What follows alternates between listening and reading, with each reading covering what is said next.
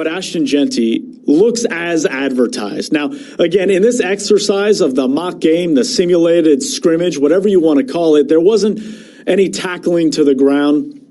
They were keeping him up for the most part, but Ashton Jeanty looks like he's going to be able to run the ball pretty well. Now, his claim to fame is going to be bouncing off those would-be tacklers and elongating plays when they shouldn't be. But his ability in the pass game was also evident, was also intentional. They were making him a part of the pass attack as he had a couple big gains on catches out of the backfield. So when you look at, what's the biggest takeaway from the Raiders mock game on Saturday at Allegiant Stadium? To me, it was the offense. It was Chip Kelly. It was Geno Smith giving us a taste of what we can expect in the regular season. And on the defensive side, we saw a lot of good things as well. Elandon Roberts, again, this was not an exercise where you're taking guys down to the ground, where you're tackling full bore, but he laid the lumber. His ability to lay big hits is going to be something that is going to create a roar within Raider Nation on a weekly basis. He's done it his entire career. Now he brings it over to Las Vegas. Excited to see what that looks like as well. But going back to the offense and staying there for just another minute, the big battle in training camp so far has been along the offensive line. And Jordan Meredith kind of ascending to that top number one center on this team. And we saw a rotation between Jackson Powers-Johnson and Alex Kappa at right guard. So that is a competition that is obviously continuing. And, while everyone's like, what's going on with Jackson Powers-Johnson? I think this is more attributed to how talented this offensive line may very well be. When you talk about the competition Pete Carroll is trying to cultivate, what better way to do it than with one of your young leaders on that offensive line and a veteran and a guy that many didn't expect to maybe be the top center for this team in Jordan Meredith. So there's a nice battle going around. I thought all three of themselves showed well during that mock game. But again, tough to really tell until the bullets are flying and we're in the preseason and you're going against a different jersey where tackling is real and you got to take them down to the ground and you got to fight through the whistle until the play is dead. But overall, a fairly successful mock game for the Raiders. Lonnie Johnson Jr. did leave with an injury. No official word from the team on what that looks like, but obviously very serious and something that looks like it will be a long-term type of situation, but we'll wait to get more clarity on that. But when you look back at what the Raiders have accomplished at that point to 9 on-field practices in training camp. Pete Carroll talked about, you have no idea how much we accomplished in this single afternoon at Allegiant Stadium, 2 hours worth of practice in this mock game, understanding the ebbs and flows of pregame, of warm-up, of being in that environment at Allegiant Stadium. So it fared itself well for the players, for the coaching staff who now have a ton of tape to cut up, to look at, to dive, and to really grade, rate, rank as roster cuts now are another day closer, right? Finding that 53 and finding that roster that will be the Raiders 2025 regular season, at least to start week 1 in Foxborough. Every piece of information helps. And as it is game week now, we are looking forward to that first preseason opener in Seattle on August 7th. It's going to be another opportunity. There's going to be plenty of cut-ups, plenty of reps.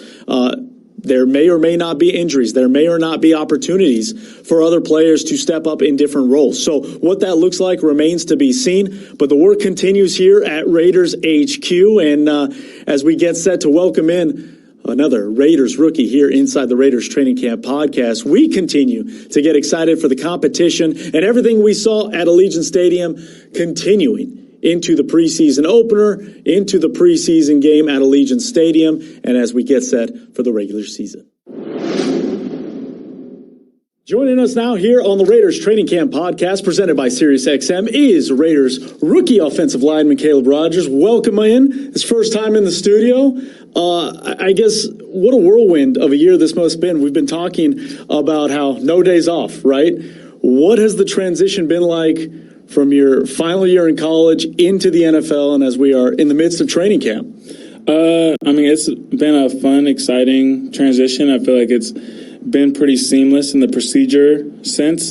Something that we talk about a lot at Texas Tech is being a pro. We preach about being a pro, how to be a pro. And so coming into this next step, Also being around so many great people who have the blueprint. You know, you've got the training room, you've got the equipment staff, you've got the weight room who are all trying to give you all the tools, and then you've got someone as great as Maxx Crosby who's doing it every single day. And so you don't have to stick right by his hip and do exactly what he's doing because you need to figure out what works for you, but you've got the blueprint laid out here for you so you can fit yourself into it and figure it out. And so in the sense of how to get the job done, it hasn't been too bad. I mean, I'm excited to continue to develop as a player and to evolve as a player in that sense in different aspects. But in the sense of getting the job done and how to do it, it's handled very well here. It's awesome. We're going to take a deep dive into what's been going on at training camp, but not only are you adjusting to life in the NFL, you're adjusting to life here in Las Vegas. Yeah. What has that transition been like? You're a girl dad, you have family.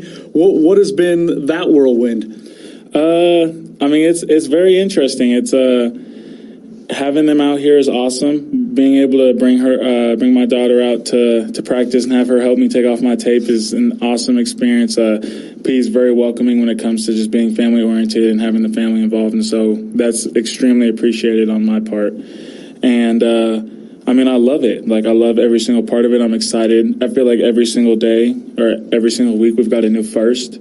We had the mock game this last weekend, so their first time in the stadium, their first time kind of getting into the routine, my first time doing that. And soon we'll be going to Seattle this week. I'll be coming home at 3 a.m. and then I'll be waking up the next day. I'll have to go to being the dad and then go to work. And so just figuring it out, getting adjusted, you know, it's awesome. Like, again, I really appreciate the culture around here because they're extremely appreciative of who we are, being who we are. Like, yes, we're football players, and there is a blueprint, and there's something that we all need to get done. There's a job we all have to do, but they want us to do it how we need to do it, how Caleb Rogers needs to get it done in order to be successful. So it's awesome. What was their experience like at Allegiant? They loved it.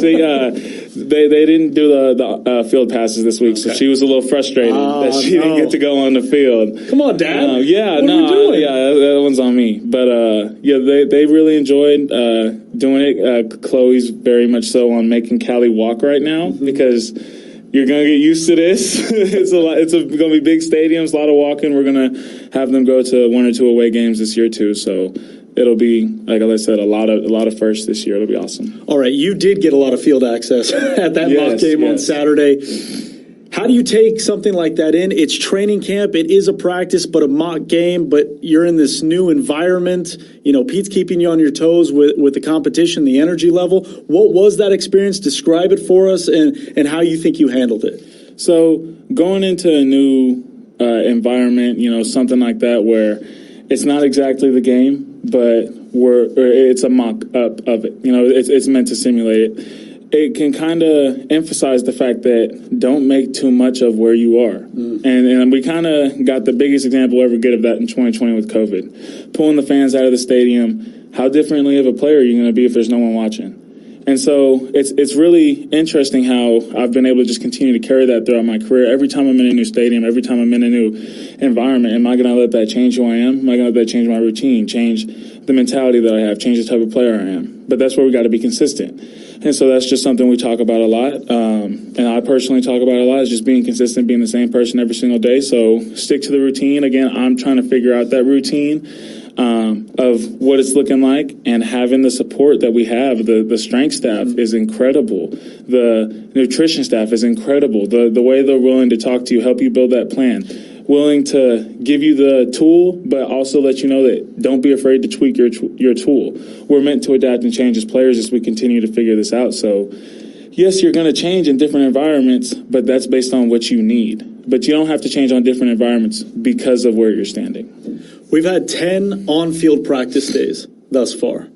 How much change have you experienced from that first day? Again, I know last week or so has been with pads, so it's a little different, especially for you big guys. But how big of a change has that been from day 1 on the field to day 10? So sticking to the same thing I was just talking about, and you talking about like change, tying those two things in together, is I'm transitioning from tackle to guard, right? Coming from college to the NFL, and also I'm playing center. Yeah, I want to ask you about that. Yeah. So same thing. I've got to keep my same mentality of every single day of being or doing the same work every single day instead of talking about being. Like, I could be so worried about being with the ones right now or being with the twos, like when they're moving me around. But instead, I'm trying to focus on doing the work to be the number one center, doing the work to be the number one guard. Wherever they need me, whoever they need me to be, I'm working on doing that instead of focusing on being it for them.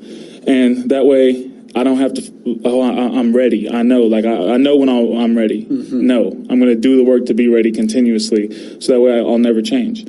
And so flipping back and forth, moving inside, moving right to left, like same thing in that stadium. I was playing right and left guard every other series. I love it. I mean, just you asked for it. Yes. One of your first availabilities with the media, you told us you said, "Hey, I'm asking to play all 5 positions. I want to know all 5 positions, and I want to perfect my craft at all 5 of them." Well, you're getting what you want right now, and I really appreciate that from them. They're extremely hard on me, and they push me, and I think they have high expectations for me. And I mean that's a privilege. So I'm trying to continue to keep that consistency and take a step forward every single day. That's something that Pete talks about. It's just taking one step forward. And so offensive line is a rare position. You might get a certain blocking combination once a practice, and you might not see it again until a different practice. And especially with me playing both sides, I might get it on the left of this practice. I might not get it on the right until a week later. So we have to be extremely intentional about the way that we're working and the way that, especially myself, switching back and forth on like the steps I'm taking and being intentional when the opportunity arises to work on something. And so it's awesome. I love it because it's allowing me to understand so much more about the people I'm working around. If I'm playing left guard and we work a technique, and then the next time I run center, we work that same technique, I'm like, oh, at left guard, I could do that more for my center. And the same thing, when I'm at left guard, I can be, oh, I could do that more for my center. So it just allows me to understand the game at a higher level, allows me to understand the positions at a higher level, and it's awesome. You know, there's a lot of energy, excitement. Those are kind of the 2 buzzwords that have been going on around this organization all off season long. One of the big reasons why is this 2025 rookie class that you are obviously a part of. Last week we had Thornton Jr. in talking about, rising to those expectations, if you will, and coming together as a rookie class, both the drafted and undrafted. And he singled you out as a guy that every day, if somebody needs a pick-me-up, especially for him, you're that guy. Where does that come from? Like, it's probably easy to be wide-eyed, right, in a situation like this, but he pointed to you as one of those guys that helps keep him grounded and also helps rise up his game. So I don't know if you've heard that before or how many guys you're doing that for, but where does that come from and how did that all begin for you? I mean, honestly, where does it come from? I think I'd have to say that I think it's just like a gift that I've been given from God. I think I have an extreme ability to be able to read people's emotions, be intentional with them in the conversations that I have, and make people comfortable when I talk to them. And so at the same time, there's days when I know I can just see it in Dante's eyes, whether he's got it or he doesn't, and that comes from being human. Yeah. I mean, we all have something in our life that's existing, and like I said, it's about doing our job, but we are all still being human. So doing your job can get really hard sometimes. So us all being together is extremely important. And I'd sent a text to the guys the other day saying that I've tried to be good friends to everybody, but I want to be a better man of God towards everybody. And just being able to allow people to lean on each other because through faith, it just allows everyone to lean on each other, be more vulnerable, and be more comfortable around each other. Knowing that it's out of a place of just pure, I don't know the word I'm looking for, but I mean, just trying to be there for somebody. It's hard. This is something we're all going through. Yes, being extremely present. And so when I'm in that locker room, I have a speaker. I'll cut on some music, play some old school stuff, and just try to ask some people some stuff about how they're doing conversations because, I mean, we're working from 5 a.m. to 7 p.m., and we all love it. But we also all have our own stuff going on. So it's okay for us to be able to talk and communicate and be the people that we are. I want to get into that music mix next time we talk. But before we let you go, last one, it's game week, right? Or you're getting ready for your first NFL game, preseason or not. You're going to get a lot of reps. Pete Carroll's talked about, this is going to be a big opportunity on the road in Seattle. I guess, in short, how excited are you for this opportunity? Man, I mean, I sent a text to my guys the other day back home, but my NFL season starts now. I mean, my NFL season started, you could say, when fall camp started, but it's a much different turnaround. I mean, in college, you've got 4 weeks, and then you've got a week leading up to the mock game, and then you've got game week. Mm-hmm. We've got a week of camp, we've got the mock game, and then it's game week. And so it's awesome. I mean, we're here. It's happening quick. I mean, there's nothing better than football, and there's no better way to prepare yourself for football than to play football. And so I'm excited. I'm ready to get on the road with all these guys. Like Dante said, like I said, we're all super close. And so I'm excited to just do this with us as a group and just continue to be in our present, continue to be around each other, take advantage of the opportunities that I have, whether I'm at left guard, whether I'm at right guard, whether I'm at center. How intentional can I be? Can I get that snap back there the way I'm supposed to? Can I be on my landmarks the way I'm supposed to? Can I pass the twist over so my center doesn't get picked? And so, I mean, just being able to be a part of this with this group, I mean, it's incredible. Like I said, the culture is incredible. There's no ego in this building. It's awesome to be a part of, top to bottom, head coach to janitor. My man Hugo, shout out to him. It's incredible, and I'm just so happy to be here. Well, I think I can speak for all of Raider Nation. They're happy to have you as well. Caleb Rogers, Raiders rookie offensive lineman. Caleb, we look forward to seeing you out on the field in Seattle. We'll do this again soon. Awesome. Sounds great. Thanks for joining the Raiders Training Camp podcast presented by SiriusXM. Don't forget to check out the Raiders Training Camp podcast presented by SiriusXM on all your platforms that you can find podcasts, Raiders YouTube, and Raiders.com. Thank you for listening to another episode of the Raiders Training Camp podcast presented by SiriusXM. To stay up to date on all the latest with the Silver and Black, download our mobile app and subscribe to the Raiders Podcast Network.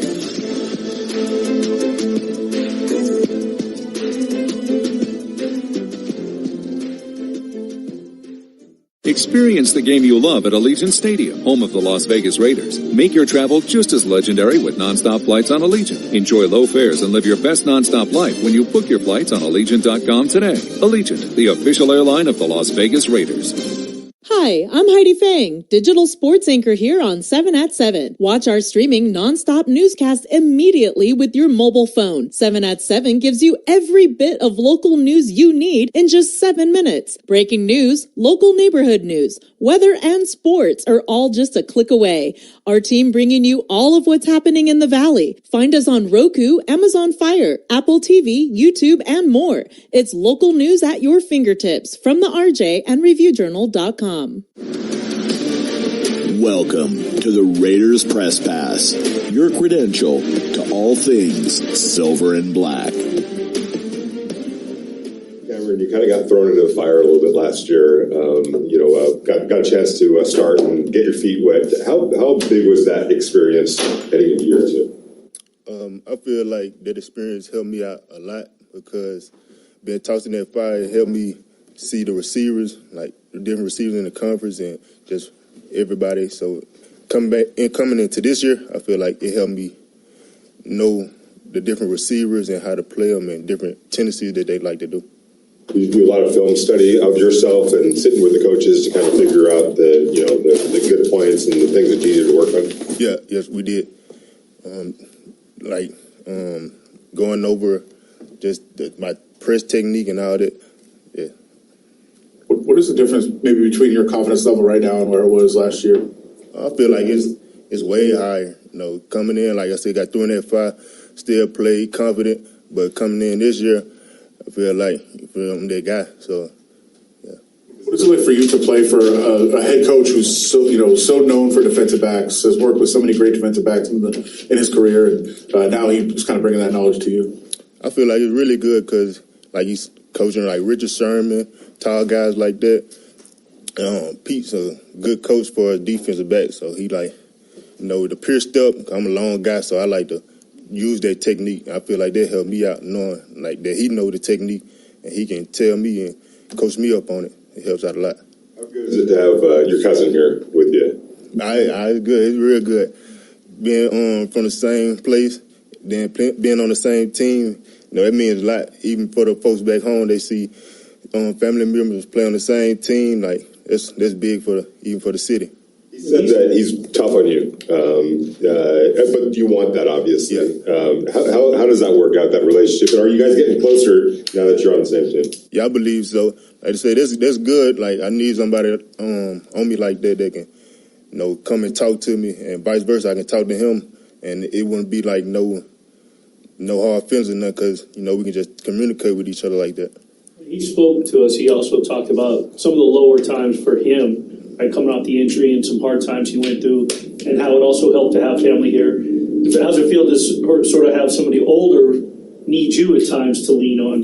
Does he come to you? Yeah, it's always good when you have that family that you can come and rely on, even if it's football or not football. You come talk to somebody. I feel like that's always good to have. He said he tried to get you to LSU. How come? What happened with that? I don't know. They ain't offer me, so I don't know. How beneficial was it though having a guy a couple years older than you in your family who was having success to kind of set the tone for you and that you can kind of follow when you were growing up? It was big because seeing him, especially being from the same city, that's my cousin. Seeing him go to the league, that made me put in my mind that I can do the same thing. And when I see him go, you feel I worked hard and I'm here where I'm at today. So it means a lot. You said a big difference for you this year is your confidence level went up, but from a technique standpoint, where do you feel like you improved the most from your rookie year? Route recognition, knowing the receivers, I know their tendencies and what they like to do. Then overall, just my techniques and myself, like I say, the pure step, like Coach Pete, coach, I feel like that, like things like that help me out a lot. Decamerion, what have your impressions of Darien Porter been? He's similar build to you, same spot you were in last year as a rookie. Yeah, I really like Darren. He's a really good player, coming in, like he say, same build, but he's real fast. He's real fast. And he's just picking up the game and continuing to grow, and he's going to be real special. I know you've been in this system before with PG, but being back with the Raiders, what's sort of been the focus for you coming into your second year with the franchise? I'll say just being a contributor on and off the field, being that vet in that room, that vet presence, showing the guys before me, after me how to have a disciplined routine, and no matter what the day brings, just staying disciplined in who you are and what you bring to the table for sure. We've seen you moving outside, playing nickelback. Where do you kind of feel like you're best suited in terms of your skill set? I feel like I could bring value all over, from special teams to nickel to outside corner, so wherever that day brings, I'm ready for the opportunity. At the end of the day, I'm not a guy who's going to just box myself in this NFL league. You can't box yourself in because right when you box yourself in, they'll let you lean on that label, so I'm just a guy who's ready just to take on all roles and being that provider on this team for sure. How tough was it? The Seahawks, growth is a team effort. Coaches maximize your performance. Teammates push your limits. But in business, who's there to help you grow? Lumen, that's who. Like saving game day broadcasts from lag time, connecting 60,000 plus live fans at the stadium, delivering benefits of the cloud for your network, secure as a defensive line, legendary as the fans that cheer them on. Welcome to the on-demand network that meets your demands. Learn more at lumen.com. Services not available everywhere. At BECU, we're proud members of the 12 community. Jersey casual dress code on Blue Fridays, hoarse voices on Monday mornings, and flying that 12 flag every day of the week. We know how much the 12s love to show their pride, because we do too. That's why we give our members a chance to show their Seahawks pride with every purchase. So join us and get the Seahawks Debit MasterCard from BECU, the official debit card of the Seattle Seahawks. BECU, power in people. Membership required. Restrictions apply. Insured by NCUA. With NFL Plus, keep the NFL in reach. Stream live out-of-market preseason games, live local and primetime games on mobile during the regular and postseason, and NFL Network, including 7 exclusive live games. With NFL Plus Premium, watch every touchdown every Sunday afternoon during the regular season on NFL Red Zone. And for a limited time, save 20% on an annual NFL Plus Premium subscription. Offer ends September 15th. Sign up today at plus.nfl.com/radio. Terms and conditions apply. Luxury has arrived at Snoqualmie Casino and Hotel. Book now for an unforgettable summer experience, and it's opening tomorrow. Yes, book now. The bookings are open by going to snocasino.com. See the breathtaking views of the Cascades and the Snoqualmie Valley. See the expanded non-smoking gaming floor, the destination spa, the new entertainment space and convention center, and new restaurants as well. Go to snocasino.com. Seattle's closest is now Snoqualmie Casino and Hotel. Please game responsibly.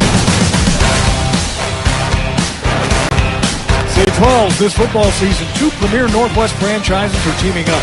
Columbia Bank and the Seattle Seahawks. Columbia Bank is a proud partner of the Seattle Seahawks, member FDIC. Well, the Geno Smith experiment at quarterback ended after one drive for the Raiders. It's now Aiden O'Connell, last year's starter for much of the year. Takes over 1st and 10 for the Raiders at their own 9-yard line. O'Connell with a play fake, looks right side, tosses the ball out into the right side flat. It's caught. But getting hit and hammered down immediately is Jack Bech, their rookie wide receiver out of TCU. A 5-yard gain. Yeah, and I think, I talked about coachable moments, and you hope that some of the players sort of separate themselves, and Josh Jobe being one of those guys they're looking for, their 3rd, 4th, 5th string cornerbacks, and Jobe's had a great camp. He was in on that tackle just now. 2nd down and 5 for O'Connell. Seattle with 4 men at the line of scrimmage. A long count by O'Connell. Going to hand it off. He does. Drake Thomas met him in the backfield. Genty gets knocked back behind the line of scrimmage, a loss of 3 yards. And I believe it was Drake Thomas, the inside backer, who got there first. The Drake. Ashton Jeanty hates the Drake. I'll tell you what, there was a question mark about depth, that inside backer behind EJ and Tyrese Knight. And these guys both, Drake Thomas, I saw him in the mock game last week. He just sifts through blockers and finds the ball. And then the guy they call Patrick O'Connell, has had maybe the best camp that I've seen. Raiders 0 for 1 on 3rd down. Flag is down. O'Connell looking, throws underneath. Ball is caught. And then hammered to the ground is Michael Mayer, the tight end, out to the 20-yard line. But let's see what the flag is all about. He picks up 10 yards. He fell forward enough for the 1st down, unless it's against illegal formation. Offense number 18. 5-yard penalty. Replay, 3rd down. That's Bech, the rookie. What do you say about rookies, Rabel? Yeah, you can tell a rookie. You just can't tell him much. And I always credit Steve Largent with that, who I saw today. We'll talk more about this. Jacob Green had his big celebrity charity golf tournament to raise funds for the Fred Hutch Cancer Center today. That's weird, because I wasn't invited. Well, there's a reason for that. Yeah. And Zorn, Largent, Sam McCullum, Kurt Warner, they were all there. It was fabulous to see everybody. Here we go, 3rd and 14, back at his own 5. O'Connell with his heels on the goal line. Seattle's going to rush 4. O'Connell drops back, has time, looks, throws far side, reaching up, making a catch. A big 1st down reception. Dante Thornton Jr., the rookie out of Tennessee, a 17-yard pickup and a 1st down. Right in front of DeAnthony Bell, who's been having a great camp, too. They like him at safety. Well, that time, Seahawks defense had just rushed 4. As you mentioned, Steve, they just weren't able to get any pressure, and O'Connell was sitting back there patting the ball. And he gets him right back to the line of scrimmage, 1st and 10, out to the 22. Set back beside him. O'Connell wants to throw again, looks left side, throws, and this one's tipped away. Flag is down. Let's get the read on that, as the ball was intended for Thornton once again. But high and sailed over Thornton.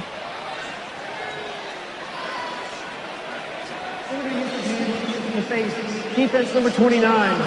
5-yard penalty, automatic 1st down. That's Josh Jobe, the cornerback, hands to the face, and so they're really counting on Jobe, especially with Shaq Griffin not really in camp yet, or just getting into camp. So that 3rd cornerback spot is really his right now. And he's a veteran, 4 years in the league, came here from Philadelphia. So 1st down and 10 at his own 27. O'Connell, Genty stays in the backfield, the 1st-round draft choice out of Boise State. Slot to the near side. Seattle looks like they want to blitz. They do.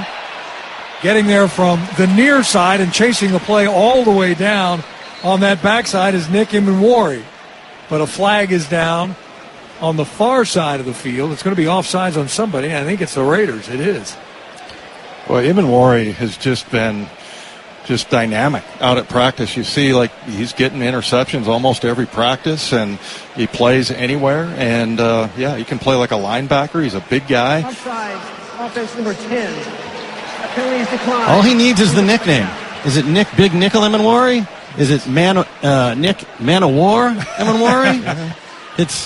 He's a great play in search of a moniker. Well, and you know what? He's a lot of comparisons ever since he was drafted to Kyle Hamilton, Cam Chancellor. Yeah. And it's unfair for him, but he has some ability, this kid. We'll keep an eye on him. 2nd down and 10 now from the 27 after that offside penalty. O'Connell again looking to throw, chased out of the pocket, gets away, and now he throws it away into the Seahawks bench. There are some defenders like Jaron Reed on the near sidelines looking for a flag on grounding. There was a receiver sort of in the neighborhood, but I think Clete Blakeman is going to talk it over with some of his official friends. Let's see if they're going to call it grounding. Tyreek Smith came around the edge, and then Mike Morris finished him off. It's great to see Mike out there. He's been having a great camp. Yeah, he's been in kind of a battle, too. He's had some injuries since he got drafted out of Michigan. They expect a lot out of him. I was talking about Tyreek Smith and his pass rush moves that he has, and he just leaned in, was able to get his shoulder and arm kind of ripped through and around that tackle. And I still believe in this kid. He's been around the league. He started off here, was drafted. Took a minute for Clete Blakeman, but he's dropped the flag. Offense number 12. There we go. The 10-yard penalty for the spot, plus a loss of down. Brings up 3rd down. So the second penalty against the Raiders. The Raiders have always, it didn't matter who coached. Go back to John Madden. Go back to before him. The Raiders have always had a lot of penalties.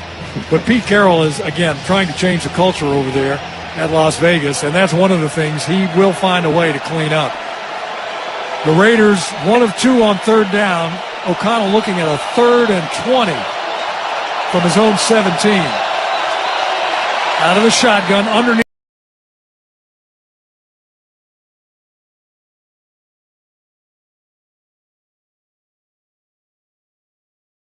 Really is. Stop.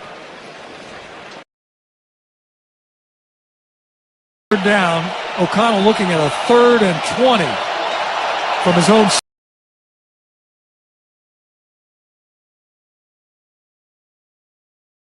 Just excited to see this second year of Mike Macdonald's defense. You know, he doesn't have to install it this time. They're returning 10 out of 11 players. One of the most experienced returns. Like 13 players have 300 snaps or more on this defense. They're not all out here, but they can actually just play the defense he wants to play instead of learn the defense. Yeah, and what he's watching tonight is how many of these young guys have learned this defense already. Here's Cole with a high spiral. Horton camps under it, makes the catch at his own 20, backstrack a yard, makes one man miss, cuts upfield, spins out of a tackle, and then dives forward to the 25. The most exciting 5-yard return you're going to see in a long time. We're going to take another break. 6:23 to play here in the first quarter at Lumen Field. No score. The Seahawks and the Raiders. For the Seahawks, growth is a team effort. Coaches maximize your performance. Teammates push your limits. But in business, who's there to help you grow? Lumen, that's who. Like saving game day broadcasts from lag time, connecting 60,000 plus live fans at the stadium, delivering benefits of the cloud for your network, secure as a defensive line, legendary as the fans that cheer them on. Welcome to the on-demand network that meets your demands. Learn more at lumen.com. Services not available everywhere. At BECU, we're proud members of the 12s community. Jersey casual dress code on Blue Fridays, hoarse voices on Monday mornings, and flying that 12 flag every day of the week. We know how much the 12s love to show their pride, because we do too.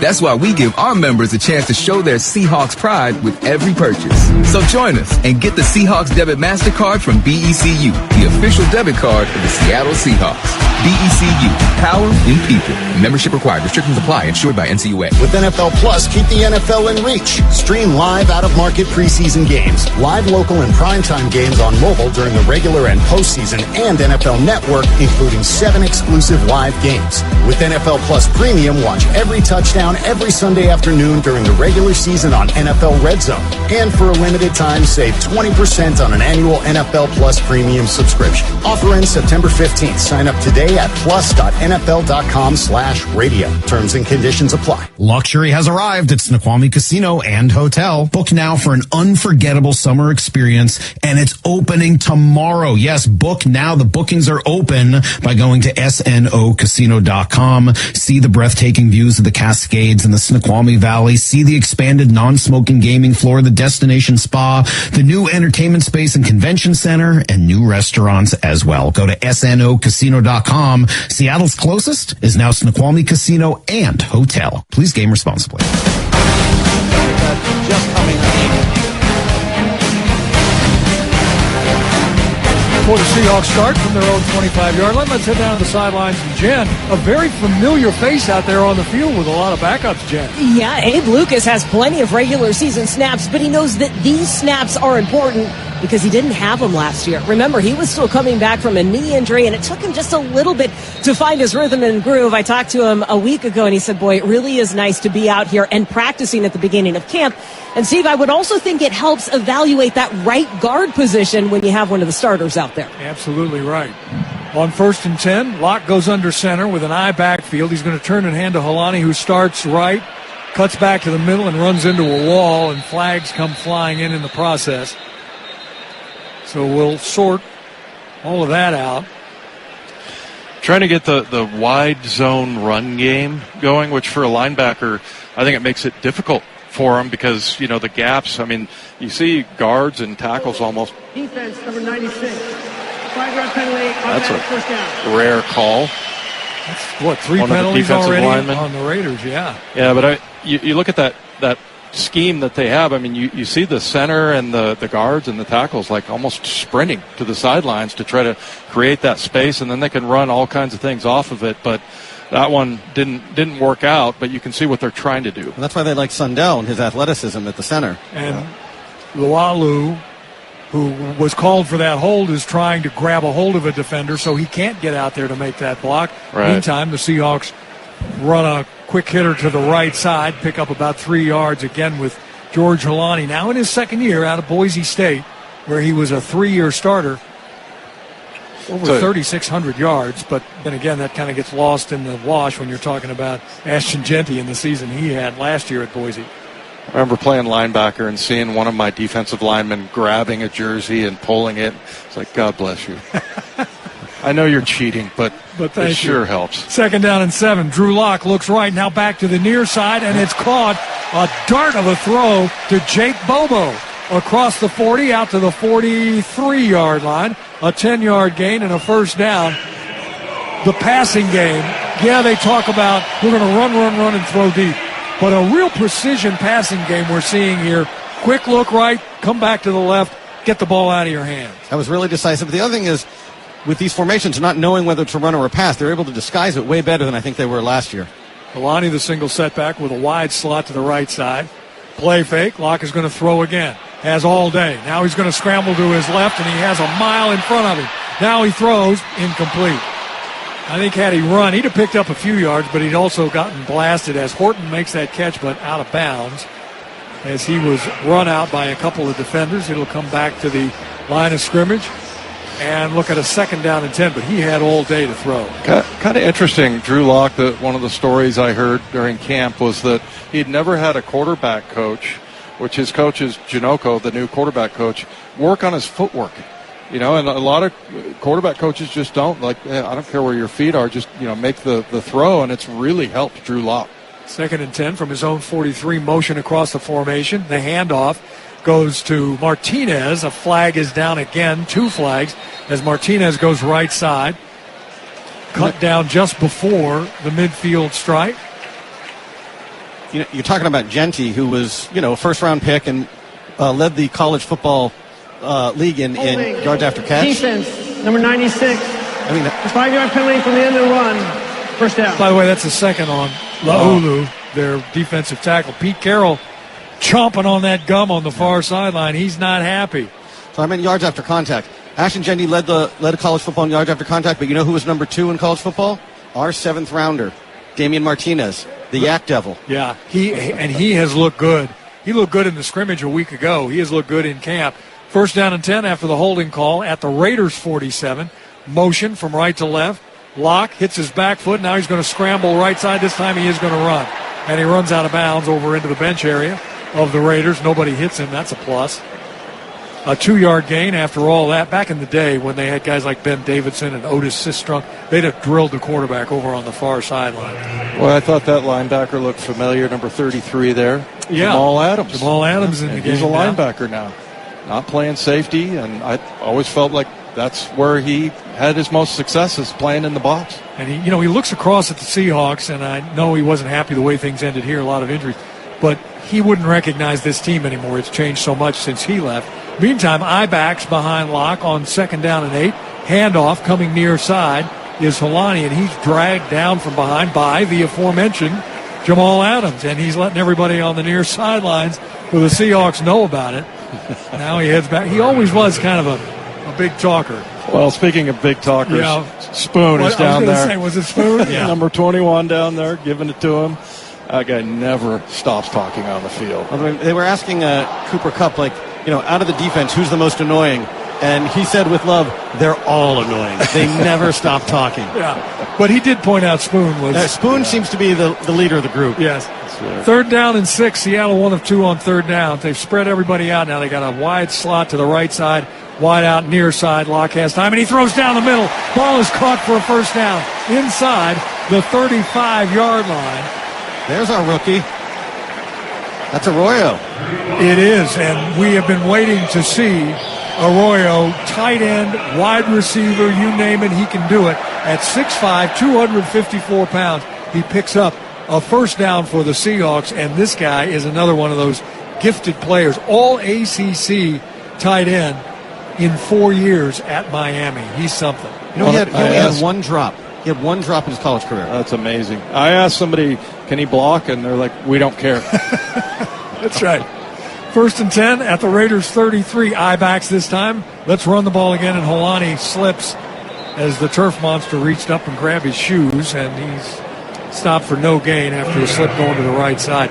Yeah, Arroyo is, you look at some of these athletes, even Worry, Arroyo, just talented athletes, and the more things you can do, I know I was told this when I was a player back in the old days, but the more things you can do, and they've got these guys doing a lot of different things. Yeah. Well, and then you see Gray's able also. I mean, in his own right, it's hard to recognize, great athleticism at offensive guard, but his feet and his hands are just incredible. 2nd down and 10, Locke under center. Now he drops back, looks, throws back inside. Ball is caught. It's Saubert, the veteran. Played with Chicago, Jacksonville, Denver, San Francisco, Dallas, and Houston. His bags are still packed, probably, from those trips. He's not going anywhere. He's a good blocker, and that, a 9-yard reception. 3rd down and 1. And they like him for his blocking, but that was a great contested catch. It was. Yeah, and also, you saw Drew Lock kind of lead him, threw him open a little bit there. And Drew Lock, the other pass earlier to Horton, he took a shot there. Or I'm sorry, it was Arroyo. And he kind of hung in there. You knew he was going to get hit, and just calmly delivered the ball just like he did that time. 3rd down and 1, 2 tight ends, I-backs, handoff. Holani bounces it near side. He's down to the 20, 15, 10, 5, knocked out of bounds at the 2-yard line. George Holani, everybody packs near the line of scrimmage, and he bounces it outside to the left and almost to the house. They'll spot it at the 1, a 23-yard gain. You just got to look at what Seahawks football of the future is all about. By the way, that was 3rd and 1. And if I could have anything of this season, I want 1 yard. 3rd and 1 and 4th and 1. If we can do that, we're a 12-win team last year. I can't tell you how many times Dave and I said that last year. It's just 1 yard. Well, and they load up, I formation. They got a tight formation, and then got the fullback in there, and then they cut it outside and allow Holani to bump it outside, and that's a touchdown. Might be a touchdown. Mike just grabbed the red flag and dropped it, and they're going to review it. Let's see if they are.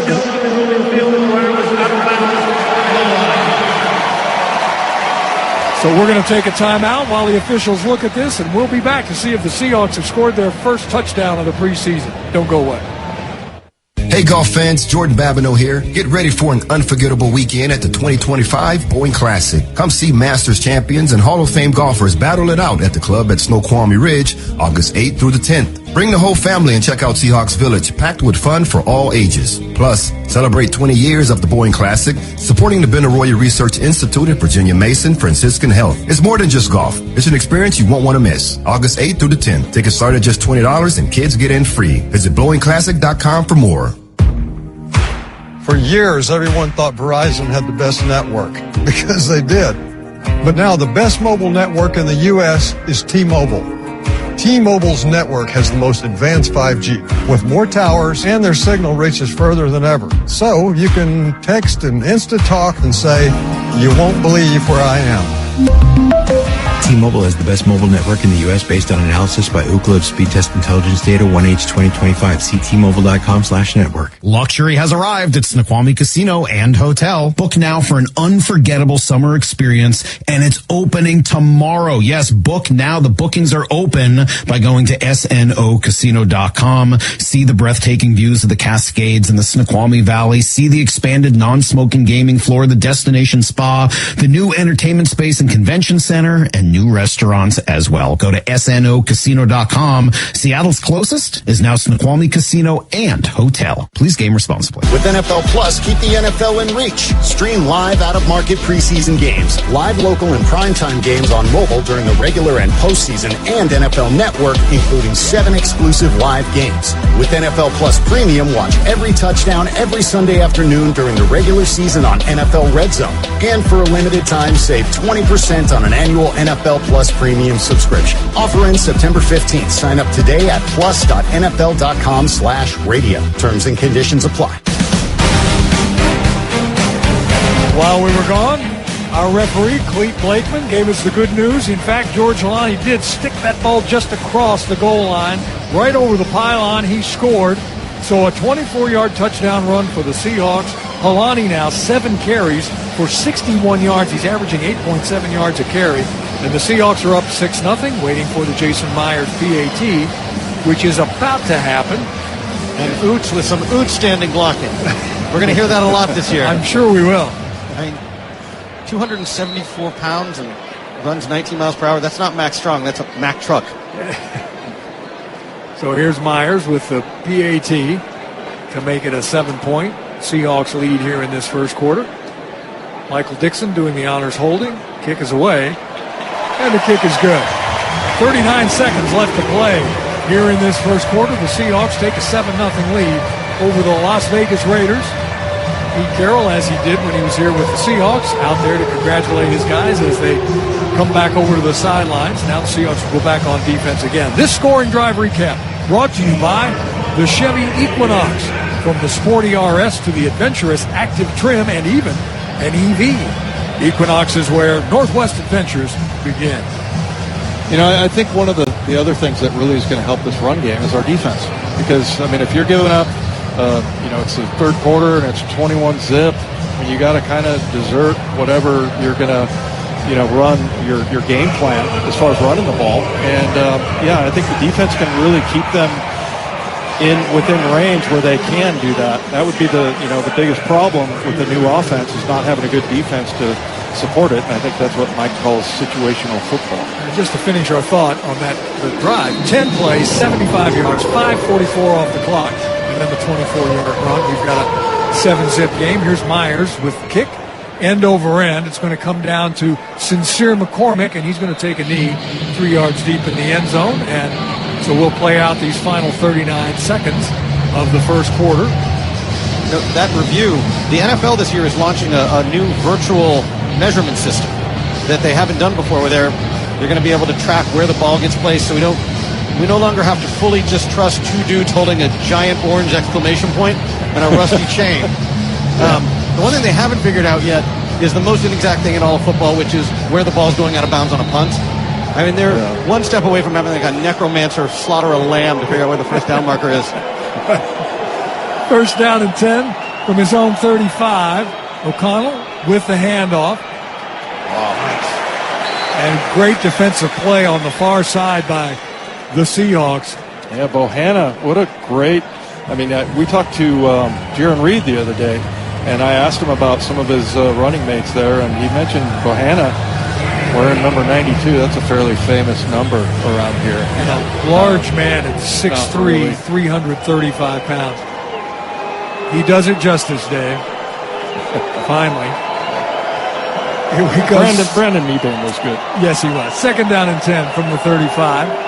O'Connell might be changing the play at the line. He steps up, steps back, and now that's the end of the first quarter. 15 in the books. First preseason contest of 2025, and the Seahawks lead after one 7-0 over the Las Vegas Raiders. Life's better with American Family Insurance. Because we know in making the most of your home, DIY doesn't just stand for do it yourself. It also means dream it yourself. And we're here to help protect the dreams you're building. Save up to 23% when you bundle home and auto. American Family Insurance. Get a quote and find an agent at amfam.com. Products not available in every state. Visit amfam.com to learn how discounts may apply to you. American Family Mutual Insurance Company, SI, and its operating company, 6000 American Parkway, Madison, Wisconsin. Hey, Seattle Seahawks fans, ready for some football? But what happens when life tackles you too hard? Accidents can happen on and off the field. When they do, you need a strong team on your side. At Carpenter and Zuckerman, they're proud sponsors of the Seattle Seahawks and even prouder of their winning record in personal injury cases. If you've been injured, let them fight for the compensation you deserve. Don't let an injury sideline your life. Call Carpenter and Zuckerman personal injury lawyers today and get the justice you deserve. For years, everyone thought Verizon had the best network because they did. But now the best mobile network in the U.S. is T-Mobile. T-Mobile's network has the most advanced 5G with more towers, and their signal reaches further than ever. So you can text and Insta-talk and say, "You won't believe where I am." T-Mobile has the best mobile network in the U.S. based on analysis by Ookla of speed test intelligence data 1H 2025. See T-Mobile.com/network. Coming to Emerald Queen Casino Event Center, multi-platinum country performer Dylan Scott, Sunday, August 31st. Tickets at emeraldqueen.com. Dylan Scott, August 31st, Emerald Queen Casino, the entertainment capital of the Northwest. Please game responsibly. Looking for Seahawks tickets? Sign up for text notifications to receive alerts about last-minute ticket availability and offers. Simply text the word Seahawks to 71211. Go Hawks!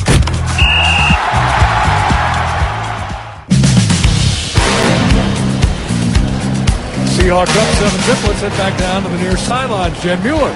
Well, Marshawn Lynch is back on the Seahawks sidelines, but he is a photographer today. And fittingly enough, George Holani ran right towards him in the end zone on that touchdown play. Marshawn, camera in hand, just kind of gives him the forearm shiver as he kind of congratulates the second-year player, then goes over to the running backs to dap him up after that play. I know he appreciates the number of running plays the Seahawks have called already today. Yeah, they've been pretty successful already. Here's a 1st and 10 from his own 35 for O'Connell. Quarterback of the Raiders looks right, steps to his left. Now he's going to let it fly down the left sideline. Coverage on the play is Job. He makes the interception. Comes back to the 30, 35, 40. 45 knocked down at the 47-yard line. Job showing patience there. Just let the ball come to him. These are the Jones people. An underthrown pass. There goes Job to the end zone. There's a flag down for excessive celebration, mostly because all of the defensive players came off the bench, or most of them did. That's not Chinn. And even the guys who aren't dressed for the game came off the bench and ran onto the field. That's a no-no. You want the excitement, but you can't come off the bench and race to the end zone to do that. So they're going to get a penalty on the kickoff. By the way, all of them. There's Ernest Jones. There's Chinn and Nwosu. Everybody ran. And, of course, Spoon. There's Spoon. Leading the charge.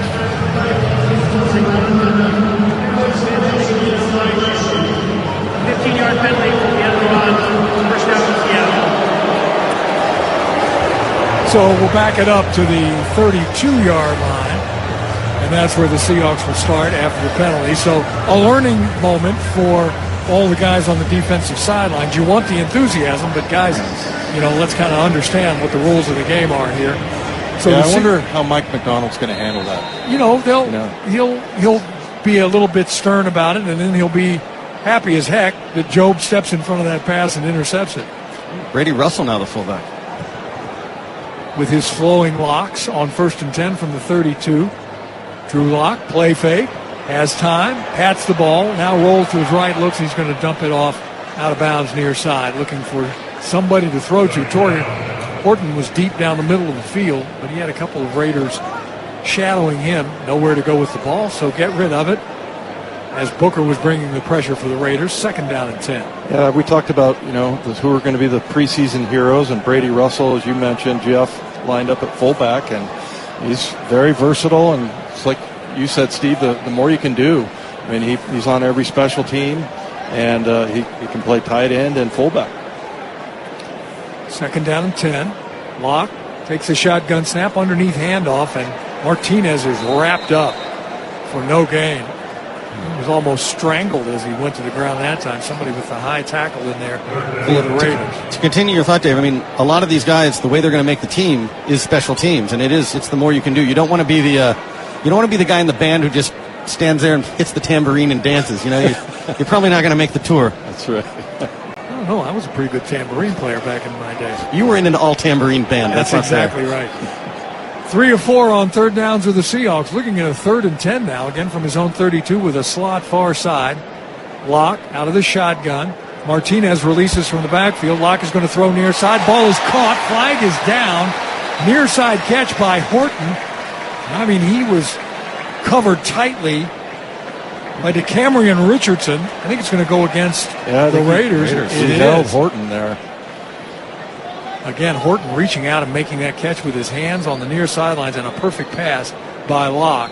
Pass interference, defense number 35. Penalty decline. First down. And Horton still catches. He's making the plays he's been making every day in practice. And, Marquez Valdez-Scantling, MVS, is in a real race against the preseason MVP, Torrey Horton, for that 3rd spot. Valdez-Scantling, excellent deep receiver. We might see him do that before it's all over. Here's a quick throw near side, incomplete, intended for Horton. I think you've seen Drew Lock, throw away a couple, but for the most part, he's had great protection.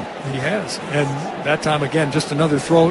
Getting that timing down with your young receivers, especially, is a difficult thing on that stop. Where's he going to stop? Is it going to be 4 yards? Is it going to be 6 yards? That makes a difference to where the quarterback throws that ball.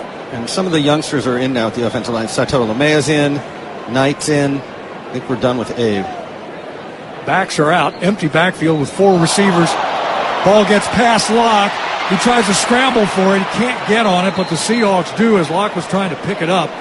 And he was chased down by Hemingway. As it turns out, the Seahawks recover the football, but a big loss all the way back to the 26-yard line, a loss of 19. And that's Sundell still at center. Haynes is now at left guard. And I didn't get a chance to see if it was a bad snap or if the ball just got past Drew. It's interesting. I've seen, for the first time I've ever seen in practice, a drill where offensive linemen are recovering fumbles. And that's something that happens, and executed perfectly there. Handoff for not much yardage, and now a little chatter between Seahawk receiver and defensive back. So what started out as a pretty good drive ends with a long fumble that you recover and nothing much else. And so the Seahawks are going to send Michael Dixon on to punt. But, especially for offensive linemen, they don't get their hands on the ball, right? And so a lot of times you see them go to scoop a fumble up or whatever, and they kick it or whatever. But, Mike Macdonald and his offensive staff have the guys working on that, and can be the difference between, scoring a touchdown or, just turning the ball over. Beautiful high punt. Bachman calls for the fair catch at the last second at the 25-yard line. That's one of those where you get depleted if you don't get that hand up faster. Here in the second quarter, 12-11 left to play. Seahawks lead 7-0 on the Columbia Bank Radio Network. Hello, everyone. If you're like us, there's one question that we struggle with every single day. Hey, what's for dinner? Yep, that's the one.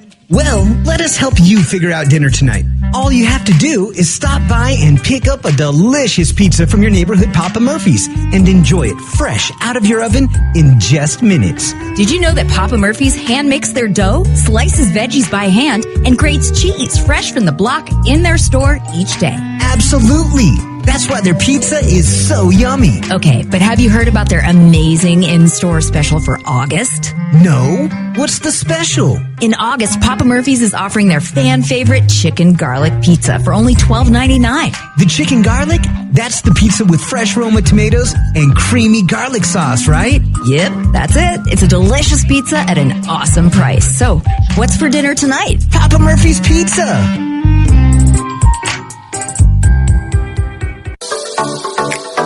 Step into the savings at Bend Factory Stores, where style meets adventure. Discover outdoor essentials and the latest collections from top brands like Nike, Columbia, and Maurice's, all at prices that keep your budget in check. Complete your shopping needs with unique finds at local favorites like Runway Fashion Exchange, Hoodies Collectibles, and Play It Again Sports. Step into Bend Factory Stores and find unbeatable deals on the latest sportswear and fashion, top brands, and trendy styles. Explore more at Central Oregon's premier outlet center. Support your fellow Central Oregon small business at the Bend Factory Stores. Ryoshi Sushi and Izakaya is an authentic Japanese restaurant that offers a wide range of traditional and contemporary Japanese cuisine. Ryoshi is committed to serving top-grade dishes using the finest ingredients. Dine with Ryoshi or open for walk-ins and reservations. Bend Factory Stores, for sports, for outdoors, for life. South Highway 97.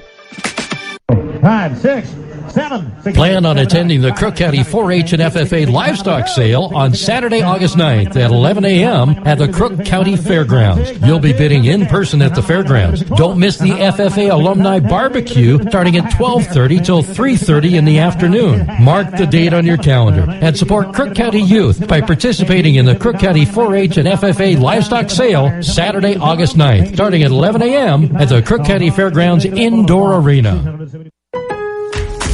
Lowe's knows when you're looking for reliability, the right brand makes all the difference. And now, Lowe's is the exclusive home improvement retailer for the Whirlpool water treatment line, including their Wi-Fi softener, under-sink filtration system, and more. With Whirlpool's proven performance and our everyday low prices, better tasting, better quality water is within reach.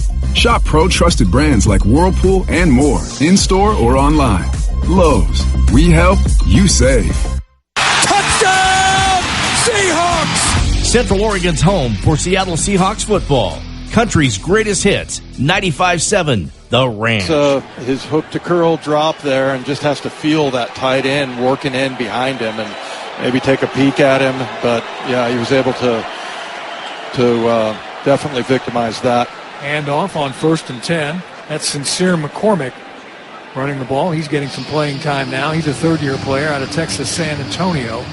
When you say patio, you're talking about Patrick O'Connell, the linebacker, for those who don't know. Everybody's got a nickname, of course, with Mike Macdonald. So Patrick O'Connell, third year out of Montana, been a terrific special teams player. And Mike told us, said this kid is good enough to start in this league. So we'll keep an eye on him. 2nd down and 5 from the Seattle 44 for O'Connell. Single setback with a slot right side. O'Connell has time, looks, he's going to throw down the seam. He's got a man open, ball is caught. And falling forward is Alex Bachman, the second-year wide receiver out of Wake Forest, down to the 10-yard line. And again, there's some big gaps in the Seahawks defense right down those lanes where there should be some coverage and nobody's there. Yeah, somebody was supposed to run with that, and I'm wondering if maybe it was Drake Thomas there. But, yeah, there was definitely a bust there on their coverage. 33-yard gain, 1st and 10 at the Seattle 11. Single setback with 3 receivers to the left side. Seattle with 4 guys up front. O'Connell has some time, scrambles, looks. Now he throws the ball out of bounds to the right side. Has a couple of receivers sort of in the neighborhood, so no flag on that one. So going back to that other play, I mean, Dave, we've got a lot of first timers, we've got a lot of rookies in there, we've got a lot of people who haven't played. What did you do when you didn't know what the call was? You didn't either know what you were supposed to do, like maybe you didn't hear the call, maybe you don't know what the call means. What do you do when you're out there? Dave, if you're a defender, go hit somebody. Just look up somebody to hit. Here we go, 2nd down and 10. O'Connell again from the shotgun. This time he hands the ball off far side. Almost a great one-on-one tackle, but still the tackle made on Zamir White for a 2-yard gain. I think it was DeAnthony Bell who rocked his world to start with. Yeah, he just his hands kind of went dead there. You got to wrap up. He makes a great initial contact, but then, you learn that coming into the league that you can't just come up and blast somebody. Everybody's good, and you've got to wrap up on every tackle. White stays in the backfield on 3rd down and 8. Vegas 1 of 3 on 3rd down. O'Connell from the shotgun. Looked like there was movement at the line of scrimmage by the Raiders. The throw incomplete. Intended on the far side. Get Patrick O'Connell running on that crossing route, stride for stride, with, I think that was a receiver. It was Alex Bachman, who was the intended receiver. And incomplete, and Pete Carroll's going to send his field goal kicker, Daniel Carlson, out there. Been around for a while, 8 years. Almost 88% field goal kicks. This one from 27 yards out, off the right hash mark. Long wait, there's the snap, kick is away. And the Raiders are on the board with 9:22 to play in this second quarter. The Seahawks lead over the Las Vegas Raiders 7-3. You're listening to the Columbia Bank Radio Network. Get ready to taste the Mediterranean. Introducing the Great Greek Bend, locally owned and operated in the new Reed Crossing next to Cascade Lakes Brewery. Indulge in their mouth-watering Greek favorites made with love and fresh ingredients. From classic gyros to seafood and vegetarian options, every bite is a delight. Need catering for your next event? They've got you covered. Visit thegreatgreekgrill.com/bend to learn more and order online. Or have them delivered right to your door through Grubhub, DoorDash, or Uber Eats. Enjoy the convenience of our delicious Greek food at home or at the office. Call them today at 541-377-5533 or stop by 6158 Southeast 27th Street, Suite 140 Bend. Experience the authentic taste of Greece in Bend. Mention this ad and get 10% off your next order. Don't miss out on the best Greek food in town. Visit the Great Greek Bend today. The Great Greek Bend has excellent Greek food and warm hospitality. Did you know that the average public university student borrows $32,880 for their bachelor's degree? Many borrowers list student debt as the main barrier to buying a home, starting a business, or even retiring from their jobs.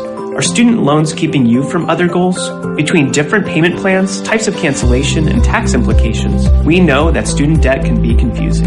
Don't let that confusion keep you from addressing your debt. Our website offers resources including frequently asked questions, links to other sites, and tips for avoiding scams. The site is updated by the Student Loan Ombuds, who also receives and attempts to resolve complaints about servicers or other issues with student loans. Take control of your financial future by addressing your student debt today. Visit the Division of Financial Regulations Student Loan Help site at dfr.oregon.gov or call the Student Loan Ombuds at 888-877-4894. This message brought to you by the Oregon Division of Financial Regulation, the Oregon Association of Broadcasters, and this station. Game Day Men's Health in Bend. Not just another health clinic. Do you suffer from fatigue, poor sleep, decreased muscle mass, low libido, or mood changes? You may have low T. Game Day is the premier clinician-guided journey back to feeling and performing your best. Your free initial consultation includes your testosterone test and meeting with our clinician about your results. Due to Game Day's in-clinic certified lab, you could be treated your very first visit. Game Day Men's Health, serving all of Central Oregon. Book your free consultation today at GameDayMen'sHealth.com. Folks, State Farm Agent Greg Elder here to say go Seahawks, or Cowboys, Crook County that is, or Ducks or Beavers or Lava Bears, Storm or Mountain View Cougars, whichever. Go football. Go fall in Central Oregon. Hey, if you're not completely happy with your insurance, let us take you on a little date. Get you a rate. Home, auto, and life, we are here to help. Greg Elder State Farm in East Bend off Highway 20 and online at gregelder.com. Ready? Break. Touchdown! Seahawks! Central Oregon's home for Seattle Seahawks football. Country's greatest hits, 95.7, The Ranch. Not miss any passes, throw interceptions. We don't need any fumbles. Let's just see a little consistency coming down the field here. On 1st and 10 from his own 35, Locke continues at quarterback. Slot to his left side, single setback. Quick throw far side. Ball was tipped near the line of scrimmage.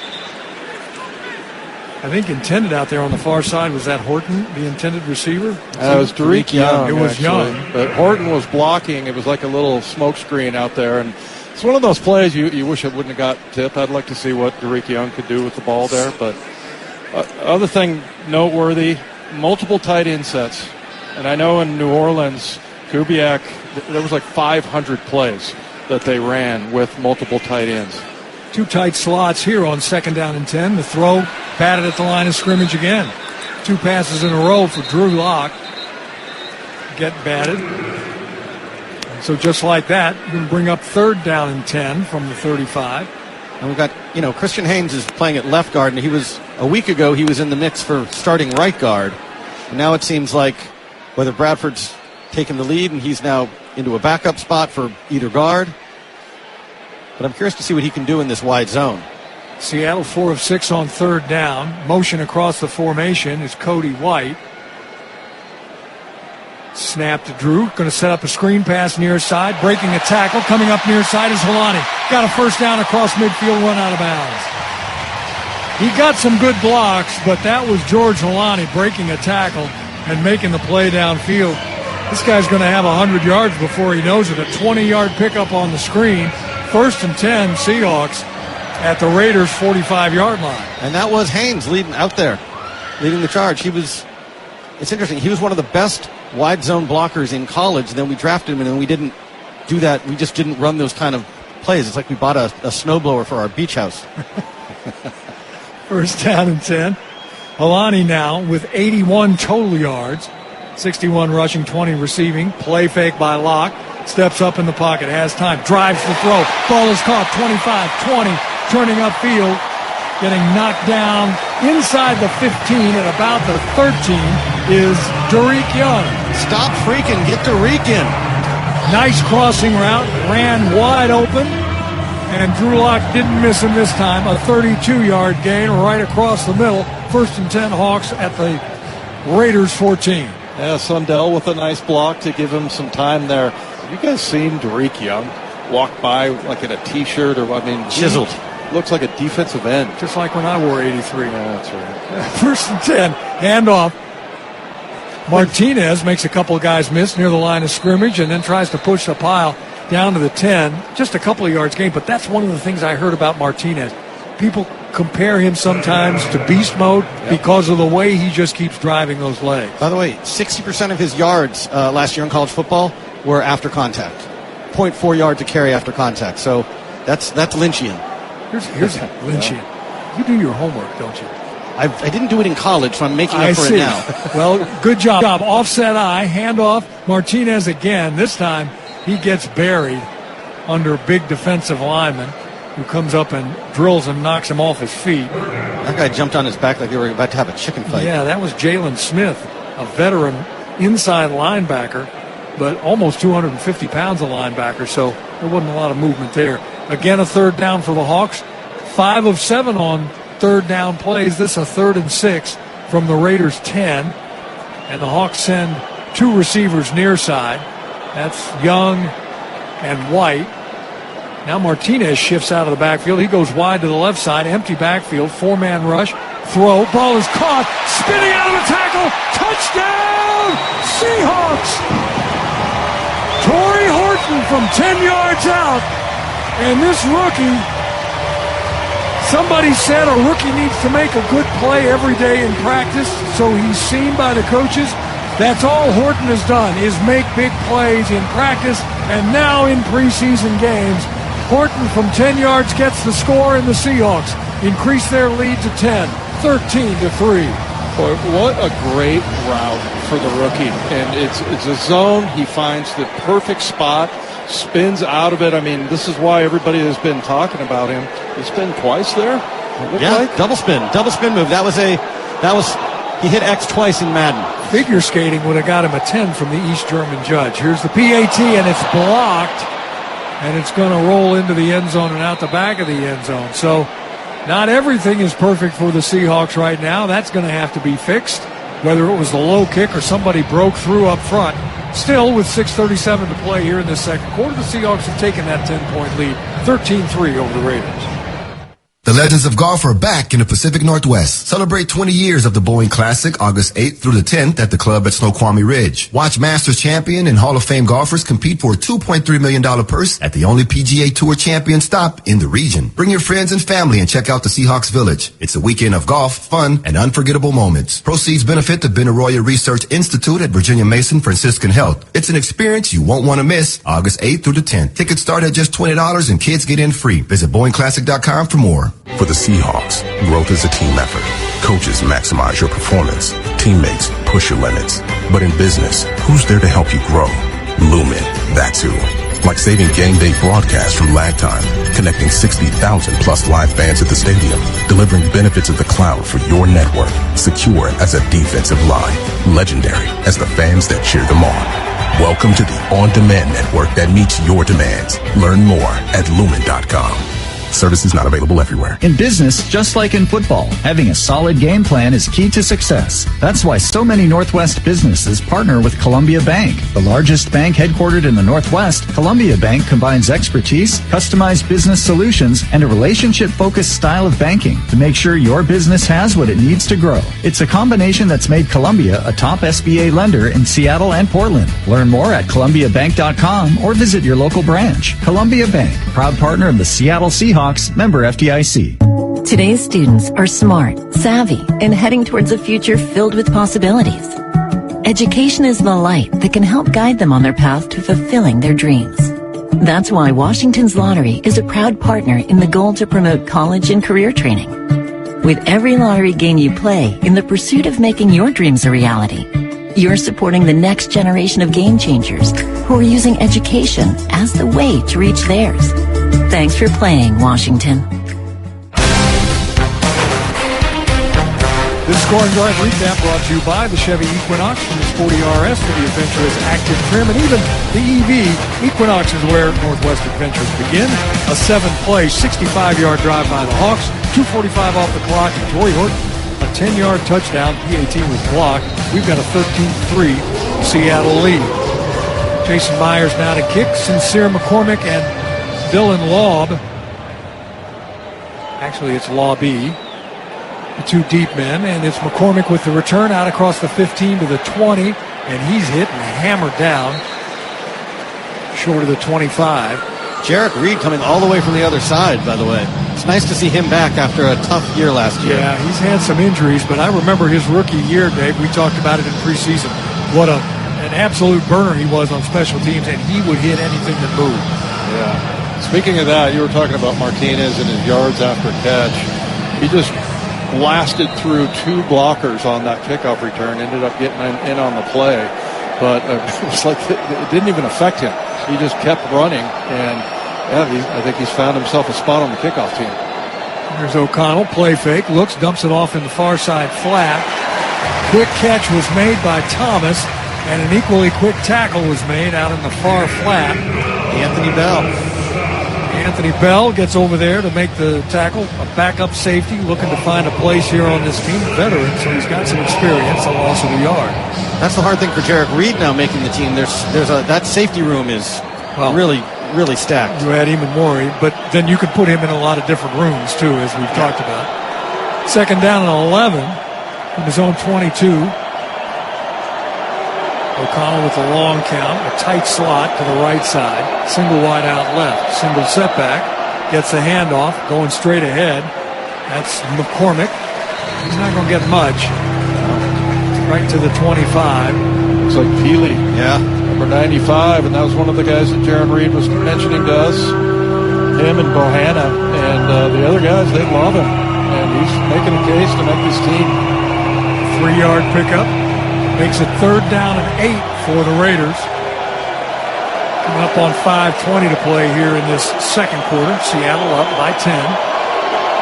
O'Connell from the shotgun. Single setback with a slot to his left. Seattle looks like they might want to blitz. And 1, 2, 3, 4, 5, 6 guys at the line of scrimmage.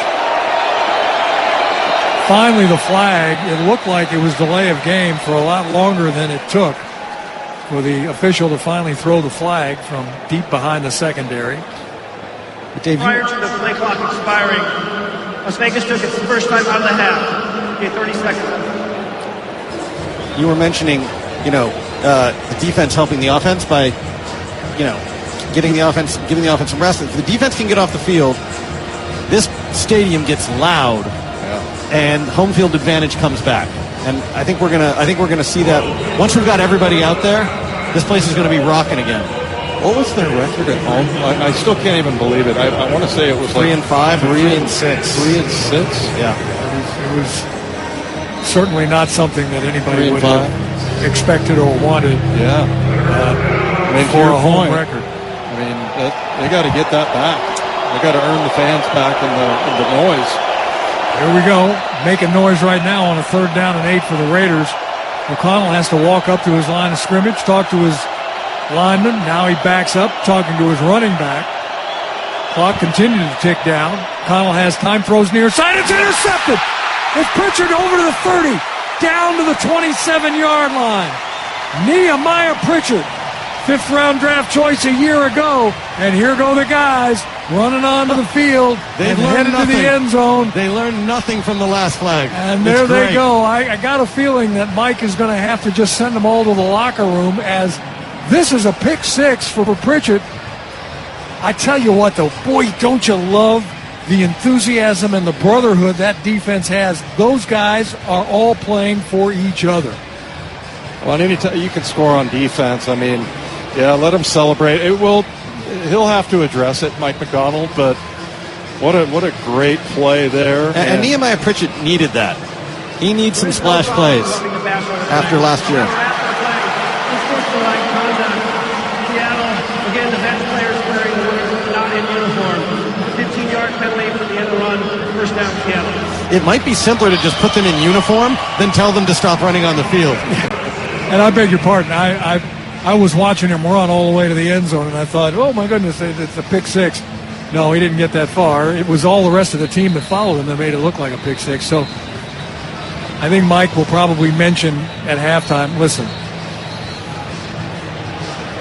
let's not do that anymore. But the second pick of the night, part of that was pressure, as all of these things are, right, Dave? Pressure on O'Connell, and then he throws it in. Just a great read by Pritchard. Well, and Pritchard, we were here about a week ago watching the mock game, and I wrote his number down a number of times. I think he's having a really good camp, and one of those guys that's stepping up at corner. Mike keeps talking about, getting that depth at corner.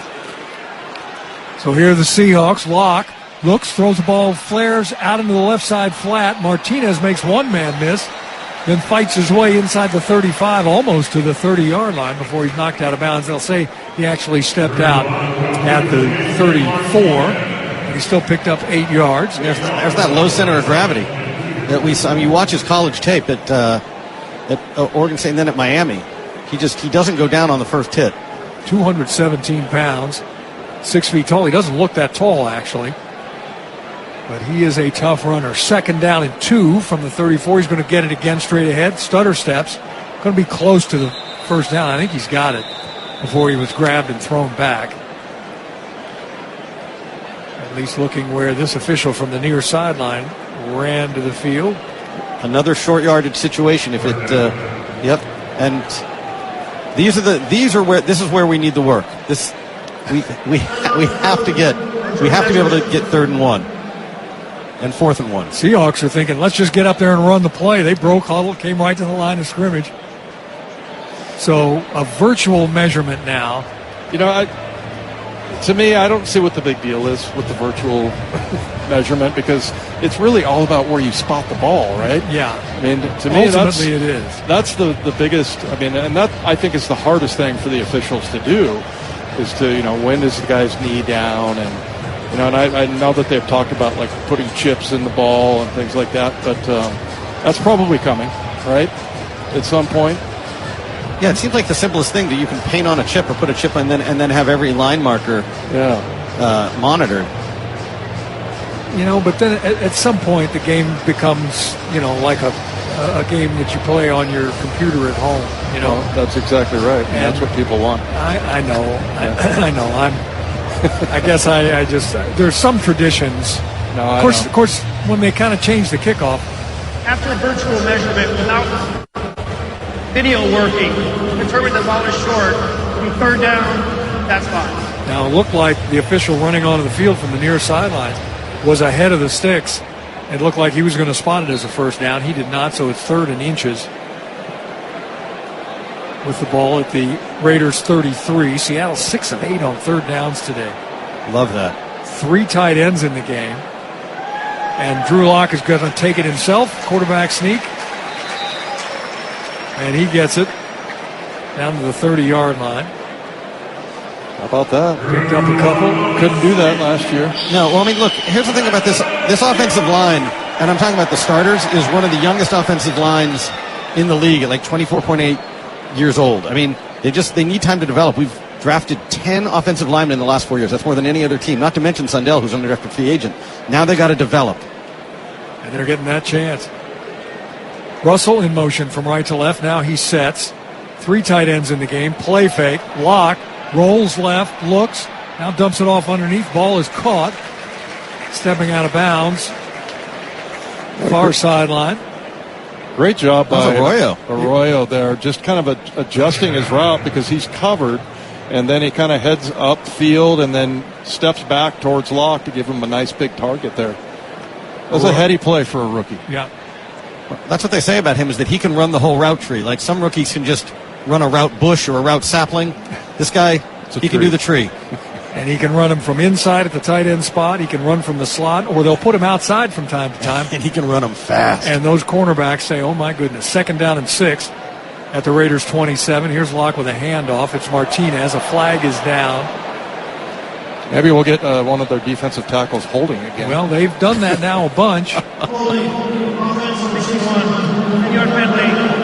This time it's going to go against Jalen Sundell on the Seahawks. So we'll back the Hawks up.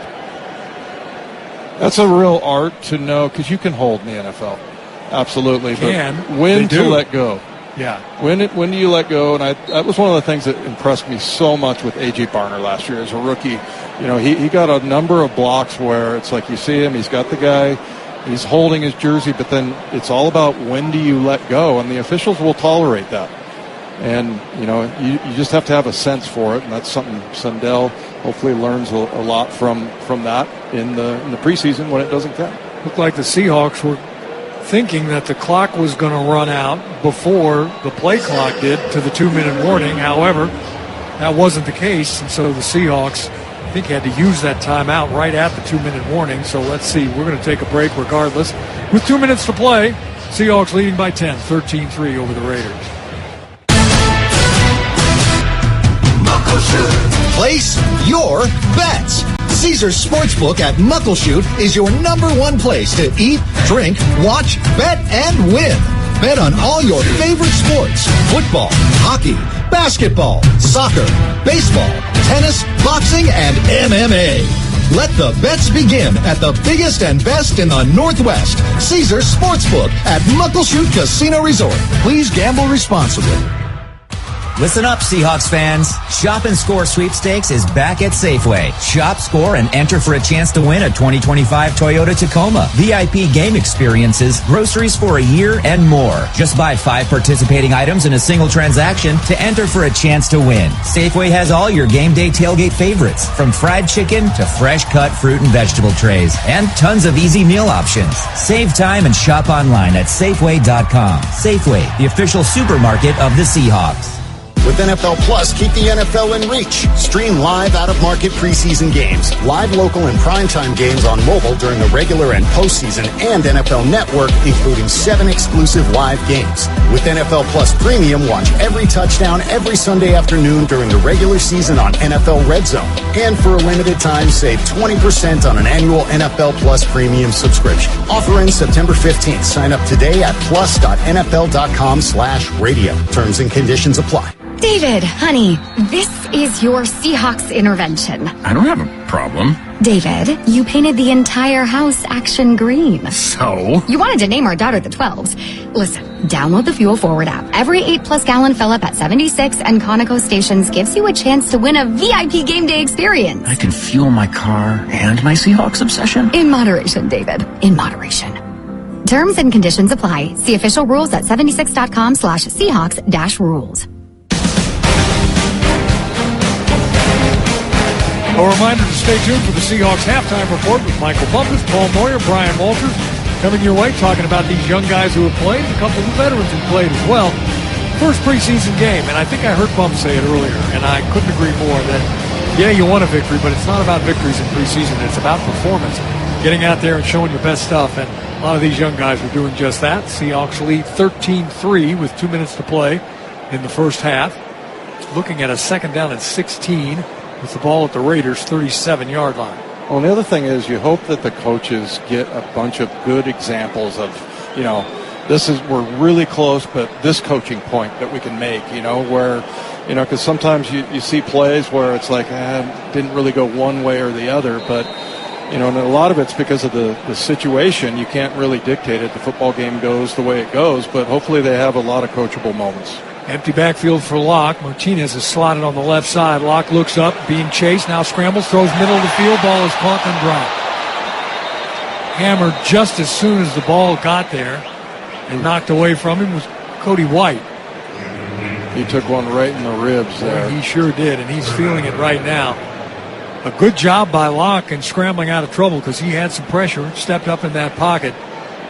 But White just wasn't able to hang on to it. The 6-year veteran out of Michigan State and played with the Chiefs for a time, also the Giants and Denver. Now Seattle looking at a 3rd and 16. I think he had a punt block last year, Cody White did. Maybe he did? Yeah. Good special team player. He was hit by that Caillou Blue Kelly, who used to be on the Seahawks a few years ago, by the way. Indeed. Slots to both sides for Locke. Stops, looks, throws over the middle. Ball is caught. Martinez going to be well short of the first down. Gets it back to the 30-yard line of the Raiders. Timeout called by Las Vegas. That'll stop the clock with $1:47 to play, and Seattle looking at a 4th and 9. Drew Lock's been pretty decisive. Yeah, there's been a few he'd want back, especially that interception, but looks like he's making his reads. He's going through his progressions. If there's nothing there, he's dumping it down. He's not trying to play hero ball. Yeah, I think all in all, he's had a pretty good performance. He'd probably, as most players do, they remember the plays they didn't make, not the ones they've made. So he's probably thinking about the interception for sure. Well, and during OTAs, he was the hero. Yeah. He really just looked great. I mentioned earlier, for the first time in his career, which is hard to believe, he had a quarterback coach, that actually works on his footwork, and it's really helped him, and he just looks more confident. Yeah, I like what we're seeing out of him. So here are the Seahawks now. Jason Myers with a 48-yard field goal attempt out of the hole of Michael Dixon. This is right between the hash marks. Remember, he had a PAT blocked earlier in the game. There's the snap, the spot, the kick is away. It's plenty long enough, and this one's true. From 48, Seahawks stretch the lead 16-3 over the Raiders with 1:42 left to play here in this first half. Let's go down to the sideline, Jen Mueller. Jen? Yeah, as the offense and the offensive line heads to the sidelines, I can almost guess that Gray Zabel is going to meet Tawa and give him a few pointers. The first-round pick has turned himself into a little bit of a coach, kind of helping his other teammates make sure that they're seeing those reads, offering some coaching points, and really, Steve, I think it is paying it forward after Leonard Williams has done that to him in practice, and, of course, other offensive linemen. But Gray said just a week ago, I didn't know what to expect in the NFL. I sure as heck did not expect a Pro Bowler like Leonard Williams to be helping me out and getting me ready. So he is doing his best to be a good teammate to the rest of the O-line. He is indeed. This scoring drive recap brought to you by Chevy Equinox. Sporty RS, adventurous active trim, and even the EV Equinox is where Northwest Adventures begins. 7 plays, 12 yards, 3 minutes and 13 seconds off the clock. Here's the kick by Jason Myers, and it's down in the end zone. And the Seahawks, that was Lobby who downed it. The Seahawks take that 16-3 lead here into the last minute 42 of this second quarter. And when we listened to the players talk yesterday, guys, one of the things that especially Cooper Kupp talked about, and Jeff, you mentioned it, being that guy that can help those young guys, bring them along. It wasn't always that way. A lot of veterans didn't want to help the young guys. Paul Moyer. He used to tell, if you're supposed to go left, he'd tell the kid to go right. Well, way to go, Paul. And that's why he became such a great coach. 1st and 10 from their own 35. The Raiders have it. O'Connell's going to step up in the pocket. He's going to let it fly. Reaching out, diving to make the catch. Untouched, gets up, and then is finally dropped. Decamerion Williams has to touch him when he's down on the ground there. And he knows better than that, but there's a flag way back at the line of scrimmage. This one may be coming back. Holding. Offense. Number 60. I think it was on 10-yard penalty. I think Tariq was coming around. And Charles Grant, the rookie tackle, the one who got a handful of jersey and got called for it. So that big reception by Alex Bachman, forget about it. Well, I'll tell you what, I was joking about Paul Moyer because, but I actually, with Mike Macdonald, he doesn't want to, interact with the other team and the coaches as much. And, I've always said this, I long for the days when we all hated each other. It seems like the teams all, there's a lot of that. And I don't think Mike cares for that before a game. It's just like the radio booth, folks. Okay. 1st and 20 now from the 25. O'Connell wants to throw again. He gets it off, but boy, is he blasted. And this one is tipped away. That Nehemiah? Yes, it is. Yes, another big play by Nehemiah. You're right. A little bit high for the initial reception, but unable to come down with it. That's just great coverage. Gets his arm up and, kind of looking over his shoulder a little bit. He turned his head back, though. Yeah, he locates the ball and tips it away. That's hard to do.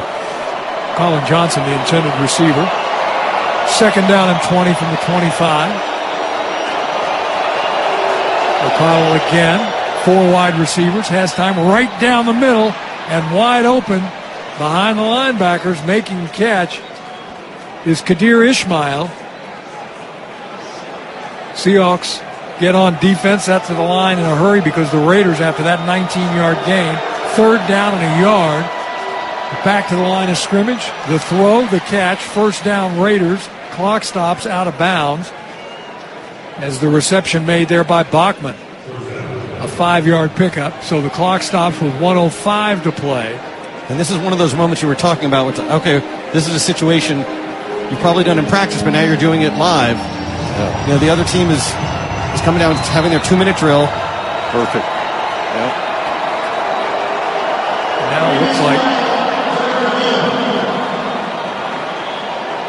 we're going to review that as to whether maybe where the spot is, or review whether it was an actual completion or not. So we'll see how all that works out. Meantime, Pacific Office Automation is a proud sponsor of the Seahawks and the Northwest's #1 provider of office technology. Pacific Office Automation, problem solved. We've seen a lot of Tariq Smith and a lot of Mike Morris on the front. They've been moving Mike Morris inside and outside. This is really his chance to shine, especially for these few months until Riley Mills gets healthy. He's a draft choice. Yep, this is where, and Mike's just got that big body. He looks like a normal person that got put in a 110% machine. and this is something that Mike Macdonald loves with his defense. He tries to move guys to different spots, not just for the player himself to get better at those spots, but when teams see the film, they're going to see this guy's playing all over the place. Well, who's supposed to block him? Whose guy is he? I can't wait for the regular season when he's got Spoon and Emanawari. Where are they going to go? The versatility he can do. He's going to have 2 jackknives. It's amazing. We talked yesterday at the meeting. Emanawari, he joked, they'd probably put him in nose tackle at times if they could, and he said, no, that's one I don't want. That was the only one he didn't want to do. He'd do everything else.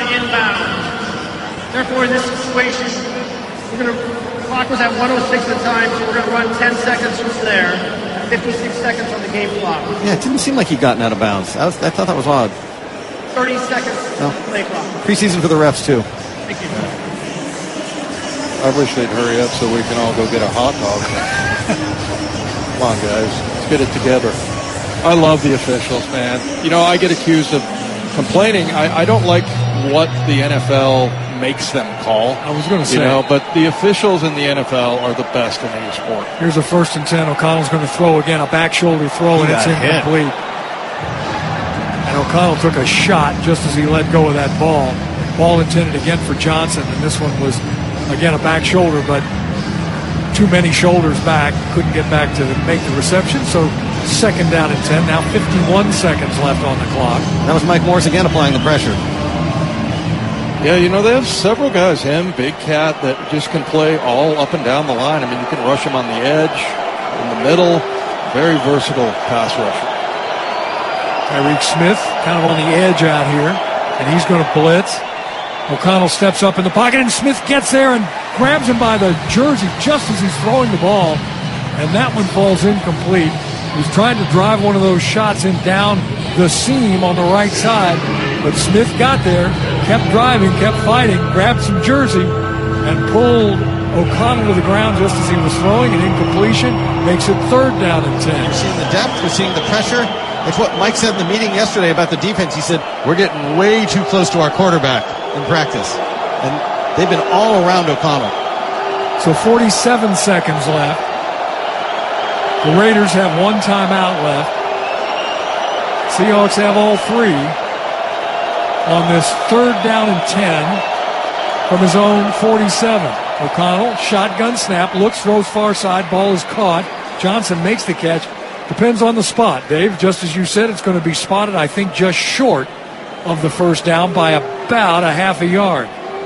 So we'll call it 4th down. Nope, now they're going to say it's a 1st down. Yep, there goes that giant orange exclamation point moving around.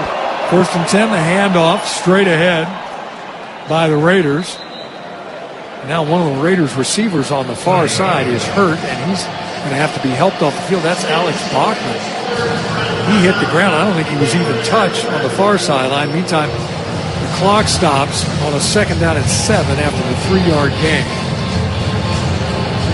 And that was the Raiders. Pete Carroll calling that timeout from the sidelines. Their final one. And this is one of those great situations we talked about that you can't always control in a game. You want to get work in every different kind of situation. And the 2-minute drill here defensively, I know that they've been out there. And you see that Mike does that a lot. Like, he'll stop practice every once in a while and go over and work on, Hail Mary throws or, defense in that situation. This is a good opportunity for him. 2nd down and 7 from the Seattle 40. 21 seconds left. O'Connell stepped to the line of scrimmage. Now he steps back, waiting for the snap. Takes it. Here comes the blitz. O'Connell throws near side, diving. Can't make the catch out of bounds. Again intended for Colin Johnson, who, by the by, is the son of, remember Texas star Johnny Johnson? Did you play against him, Dave?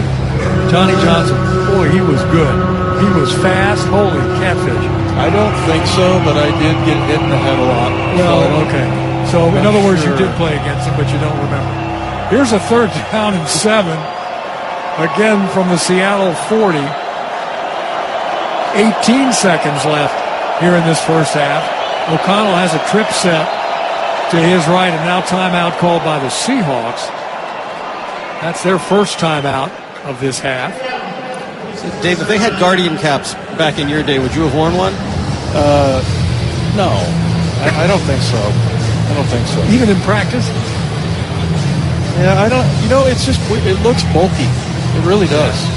And I didn't realize my answer was going to be so important. No, staring at me. There are things for safety that look strange, but we've gotten used to them, whether it's braces or seatbelts or beekeeping outfits. I mean, there's certain things you just feel like, it's safer, even if it looks silly. Yeah, I remember crawling around in the back seat of my mom and dad's station wagon when I was 2-3 years old.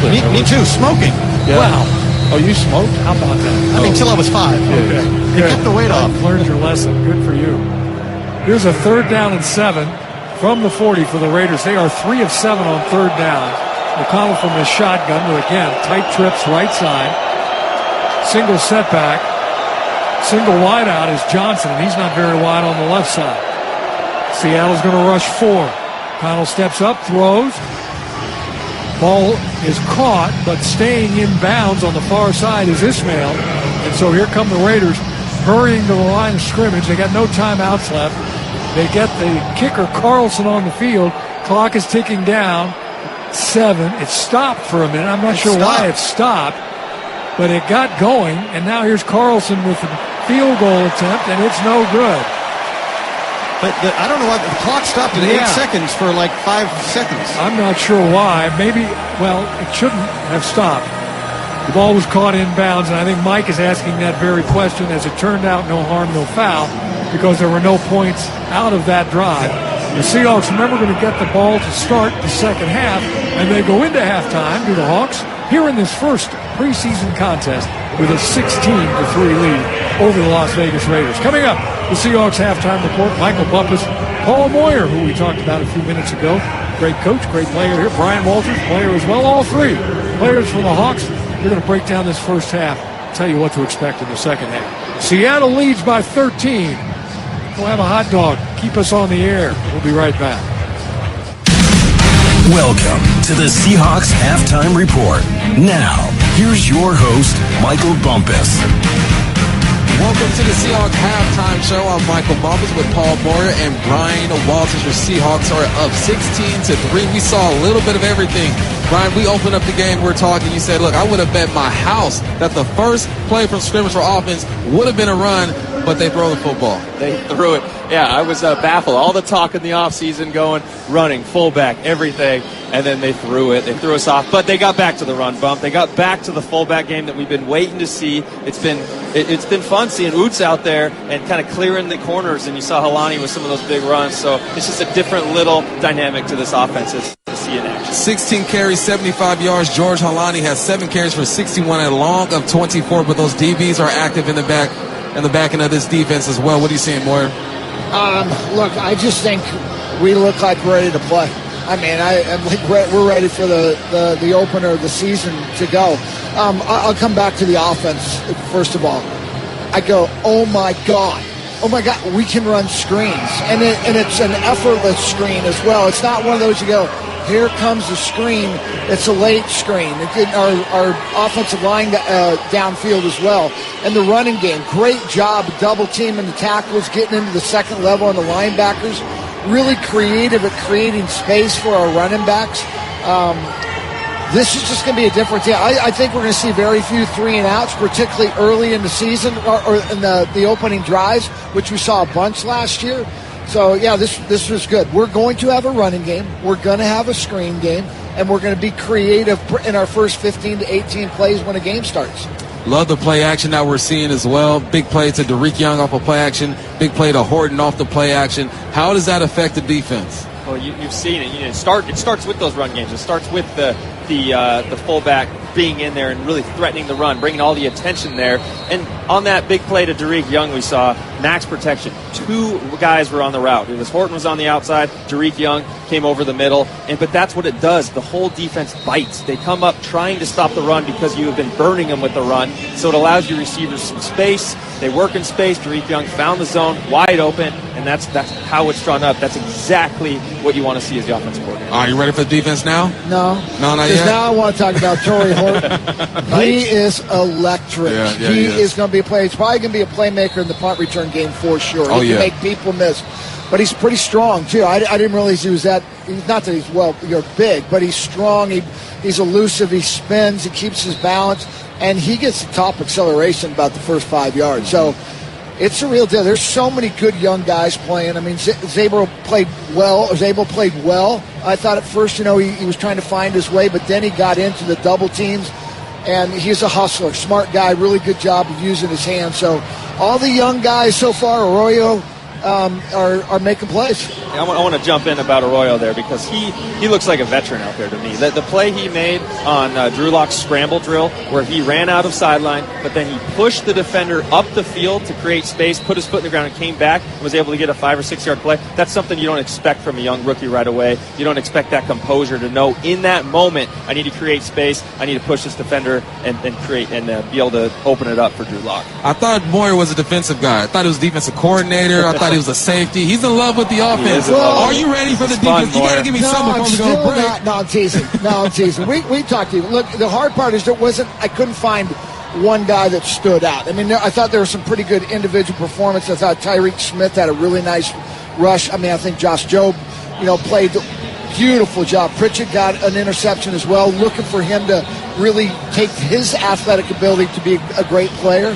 So there was some nice individual performance, but they dominated so much. Right. it was hard to see who was dominating on the defense because I thought it was all of them. All right, we're going to give you some time to think about it. We'll think of something to praise this defense about. That's coming up next on the Columbia Bank Radio Network. Ask our customers to tell you the same. The professionals always live up to their name. Professional Heating and Cooling. Too hot? Too cold? Give us a call. Hi, I'm Damien of Professional Heating and Cooling, your local Coleman HVAC dealer. Don't put up with a room or area in your home that's too hot or too cold. We specialize in diagnosing the issue and giving you options to fix the issue. If you have an older system or are planning a remodel, we have a new Coleman heating and cooling system sized to fit your home. They're efficient too. There's nothing like saving money while you're comfortable. As an Energy Trust of Oregon trade ally, we can help you access cash incentives to make it easier to improve your home's energy efficiency. We're Professional Heating and Cooling, your local Coleman HVAC dealer. Find us online at proheat.org. Your comfort is our mission. CCB 172747. Professional Heating and Cooling.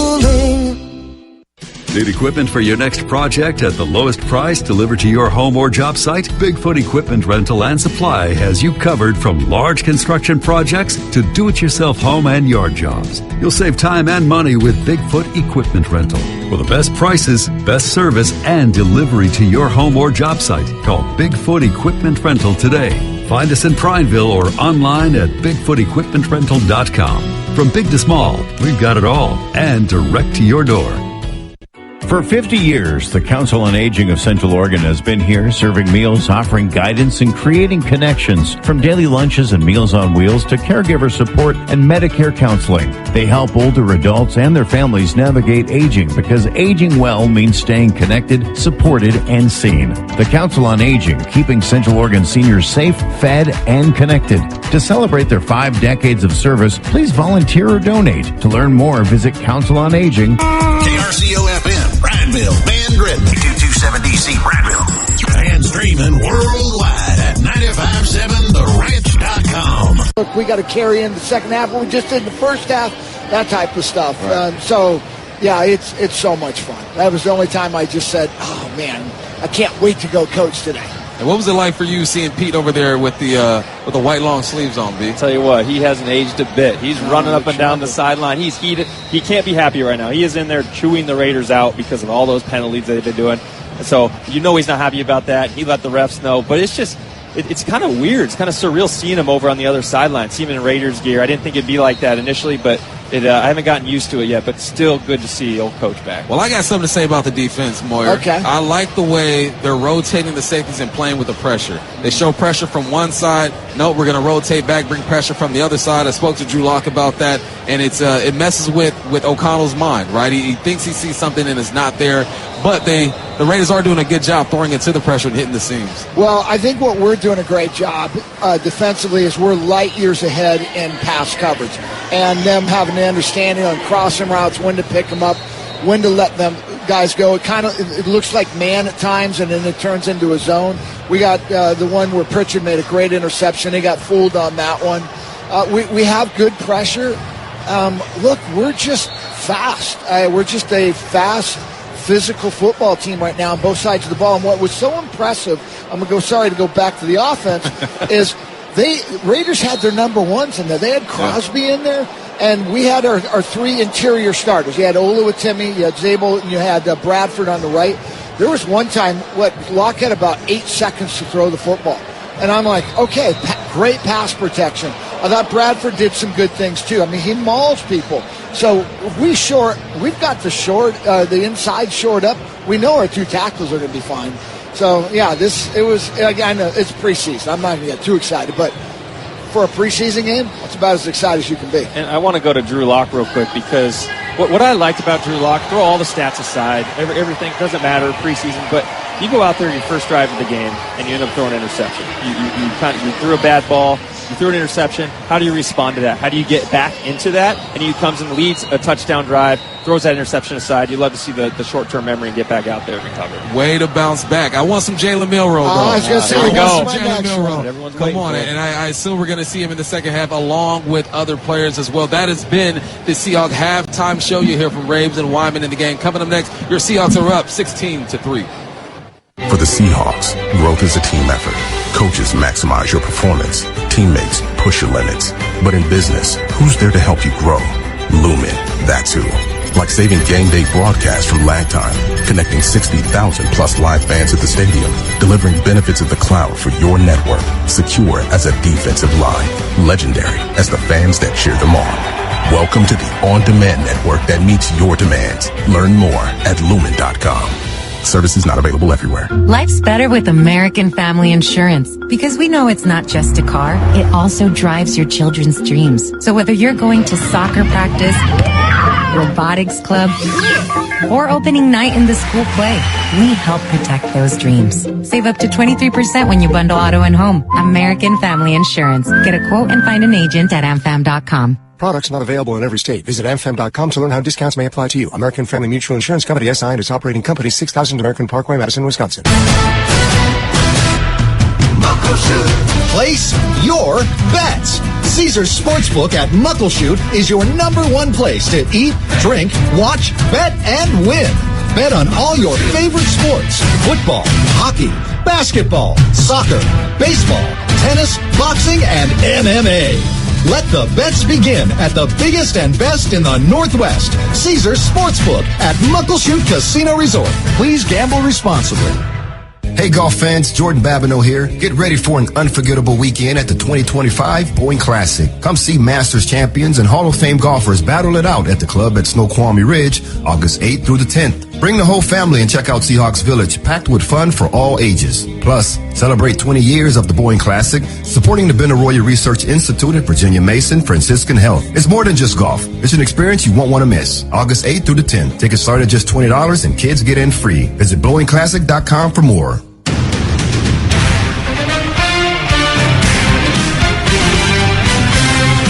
Welcome back to Seahawks football. Now, with the second half kickoff, here's Steve Rabel. Both teams back on the field for a rousing halftime performance. The young ladies who raised the 12 flag football teams, all women, girls, they played, put on quite a show for everybody here at Lumen Field with the Seahawks lead at the half, 16-3. Over the Las Vegas Raiders. And now we're going to get a chance to see a young quarterback here in this second half, Jalen Milroe, third-round draft choice out of Alabama, to show his stuff. And I wonder at halftime, guys, first of all, 70% third down conversions. Fabulous number. Seahawks lead by 10. What's the over-under that Mike talked to the guys about running onto the field after a touchdown or after a big defensive play? Yeah, I would say 100% chance. Yeah, and here's the thing about Mike when it comes to like disciplinary issues and things and serious matters. He says things very directly and almost blunt, but he does it in a way where you don't come away going, "Oh, he's kind of being a jerk about it," right? I mean, he has a knack for that. Very straightforward, and that will get done. Well, he takes it from it's always a team first mentality. How do I help the team? How do we learn? How do we grow? I think what's exciting is, look, let's talk about quarterback. Darnold's not going to play. Drew Lock is his namesake for the second one. Now we get to see the Mill Show. Jalen Milroe and the Mill Show, and it's going to be exciting. And remember, the Seahawks get the ball here to start, so Carlson kicks it, and it's going to come down on the 3-yard line to Martinez. He's looking for some running room on the right side, and he doesn't find much out across the 20 to the 22, and he's surrounded by white jerseys. You know, he has that quality of, I know a lot of people have compared him to Marshawn Lynch, Martinez that is, and he doesn't go down on the first tackle, you know? And a lot of guys are like, okay, this is the arrangement, you tackle me and I go to the ground. It's like, no, I didn't sign up for that. So here is the young man from Alabama, Jalen Milroe, 27 starts at Bama, a 21-6 record. And I'm going to read you something else here in just a second. On 1st and 10, hands the ball off. He did his job, and so did the running back, Jacardier Wright, a rookie out of Missouri, picks up 11 and a first down. Jalen Milroe was given the 2024 William V. Campbell Award, given to the top college football player with the best combination of academics, leadership, and on-field performance. I mean, I don't know that you can get anything better than that. The Heisman is for the greatest player in the on a team that season. But this is a remarkable award given, and Jalen Milroe has it. Now he looks, he's going to scramble. A flag comes down. This is probably going to come back. He's pushed out of bounds after he dropped back to throw. And that's something that we may... Holding, offense number 52, 10-yard penalty, replay first down. Thank you, Cleet. I think they heard him in Tukwila on that call. That's the 5th Seahawks penalty of the game. But that is what we've seen a lot of Jalen Milroe do on drop-back passes in training camp.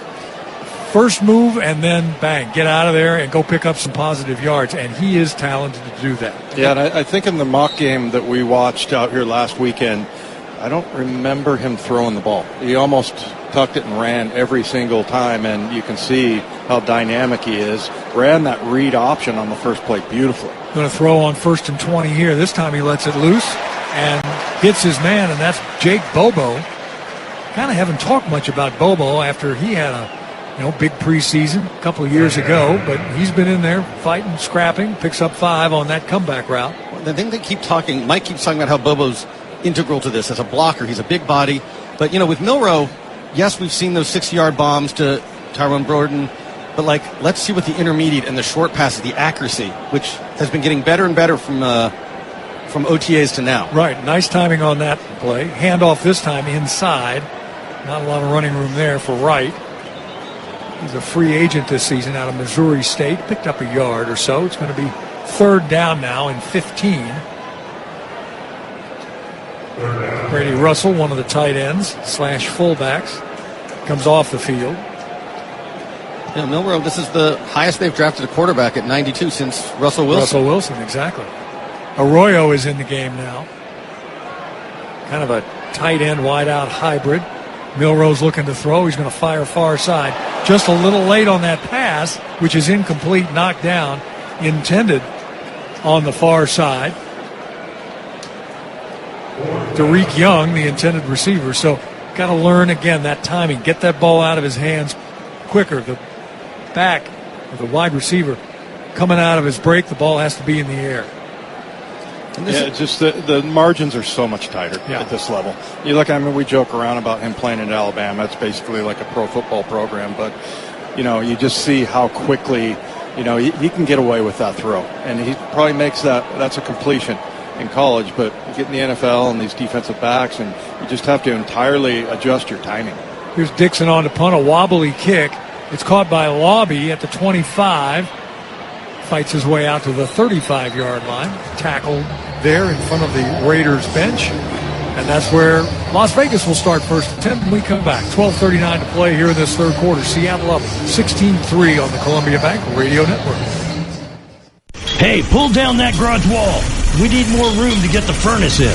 The furnace they delivered is larger than your garage. Think maybe that fly-by-night company oversold you? That's an extreme example, but overselling does occur. You may not need the best of the best or the biggest or every bell and whistle. Central Oregon's grown, and a lot of new businesses have moved in. Some take advantage of homeowners. But which company do you trust? How about the family business that grew up here, raises their kids here, and invests here? Quality Heating is that family-owned, trustworthy business. They're your trained comfort specialists, and that's a title they had to earn by doing the right things for their customers. Because to Quality Heating and the Train line of products, trust matters. Give the professionals that care about you a call. Quality Heating. No pressure, no antics, no overselling. Find them online at qualityheat.com.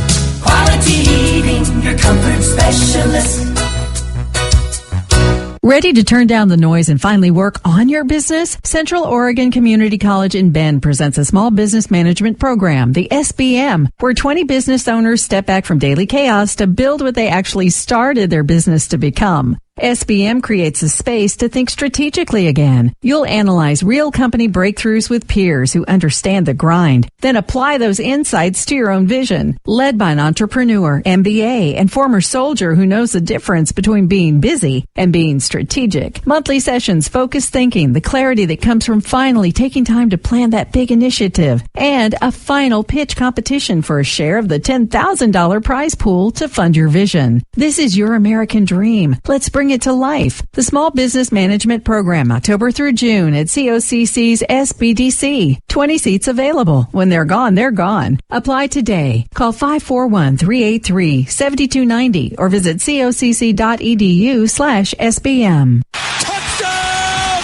Seahawks! Central Oregon's home for Seattle Seahawks football. Country's greatest hits, 95.7, The Ranch. Pause 10 seconds for station identification on the Columbia Bank Radio Network. KRCO-FM, Prattville, Van Gritton, 227DC Prattville. And streaming worldwide at 957theranch.com. Raiders with a handoff on their 1st and 10 play here in this third quarter. A 4-yard pickup. Aiden O'Connell's come back in at quarterback. He played all but one drive, the opening drive. Geno Smith and most of the starters for the Raiders played that opening drive. O'Connell comes back to start this third quarter. Not the best first half he's ever had. 9 of 18 for 114 yards. No touchdowns, 2 interceptions. That may actually be the best half he's ever had. 2nd down and 6 from his own 39. Slot to his right side. Looks left. Throws a slant route. Ball is caught. Diving to make the reception is Philip Dorsett II. In his 8th year out of Miami. A 10-yard pick. This guy came into the league with a lot of luster. A first-round draft choice by the Colts, and he just never could stick anywhere. New England, the Seahawks for a time, Jacksonville, Houston, Denver, Atlanta, now here with the Raiders. 1st and 10 at his own 49. O'Connell out of the shotgun. Blitz is coming. O'Connell steps back, throws. Out route to the near side is caught, falling out of bounds. After making the reception is Dorsett once again. Another first down, a 14-yard gain. So 2 first down receptions by the Raiders, and they keep moving the sticks as the clock continues to move inside of coming up on 11 minutes to play. I thought that Drake was going to get a sack there. Yeah, they picked up that blitz really well. They did, and you can see how he timed it just perfectly, but the running back there to block him and did a really good job with that. But, yeah, you see his quickness and his timing. Slot right, play fake. O'Connell's going to throw right down the middle. Ball is caught.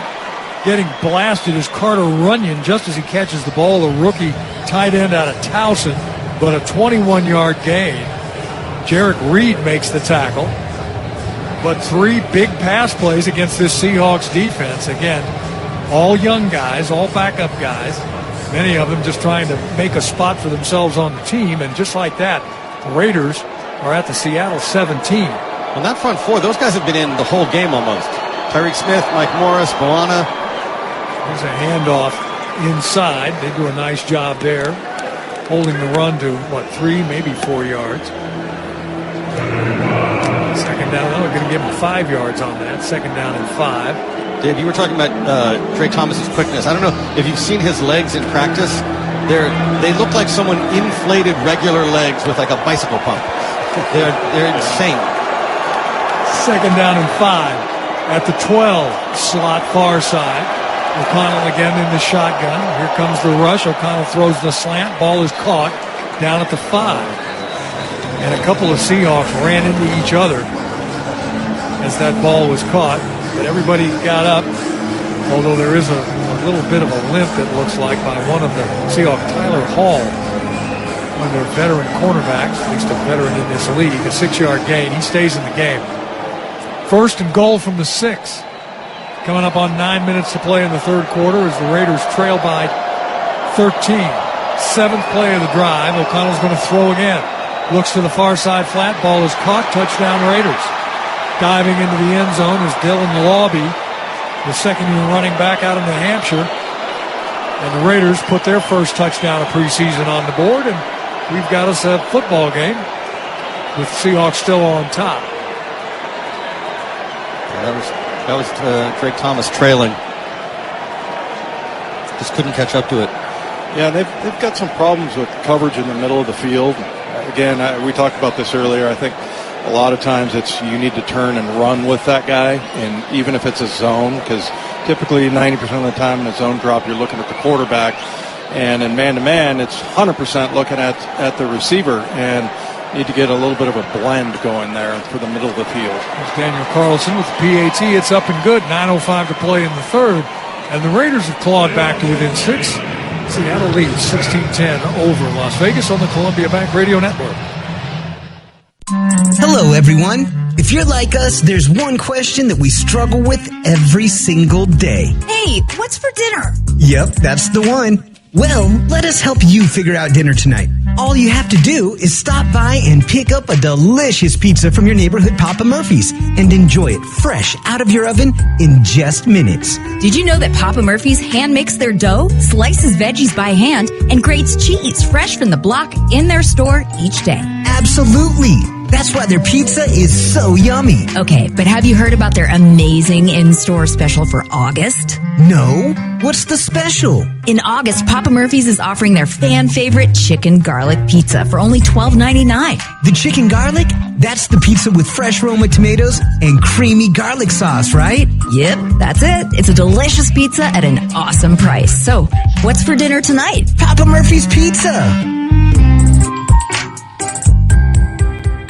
If you have unfiled taxes or are in debt to the IRS, this is important news. Did you know the IRS has programs specifically designed to help people struggling with tax debt? Powerful tax assistance programs that can save you thousands if you qualify. No one knows these programs better than the experts at Optima Tax Relief, America's most trusted tax resolution firm, A-rated by the Better Business Bureau. Their award-winning team of tax attorneys and licensed professionals have resolved over $1 billion of tax debt for their clients. One call to Optima can start the process, helping to end your worries about wage garnishment, asset seizure, and other IRS actions. Make sure you're getting the best options to solve your tax problems. Call the experts at Optima today for a free confidential consultation. Call 800-375-2577. 800-375-2577. 800-375-2577. Optima Tax Relief.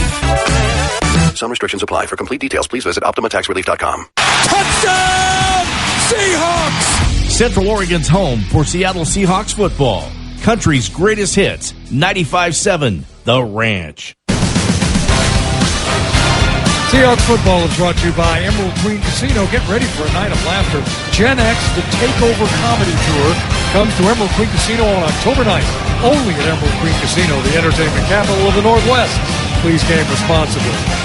A nice honor being recognized for his service not only to this country in the armed forces, but for the Seahawks for about 4 decades. Tom Firmstead, the film guy for the Seahawks from the days I played through when Dave played and beyond, was just honored by the team and the league and just recognized here at Lumen Field as the kick goes into and out of the end zone. And the Seahawks will bring it out and start at their own 35. And a guy, I can't think of a better person to be honored than Tom Firmstead. As good a person, as good a guy, and as great a video guy as there was in this league.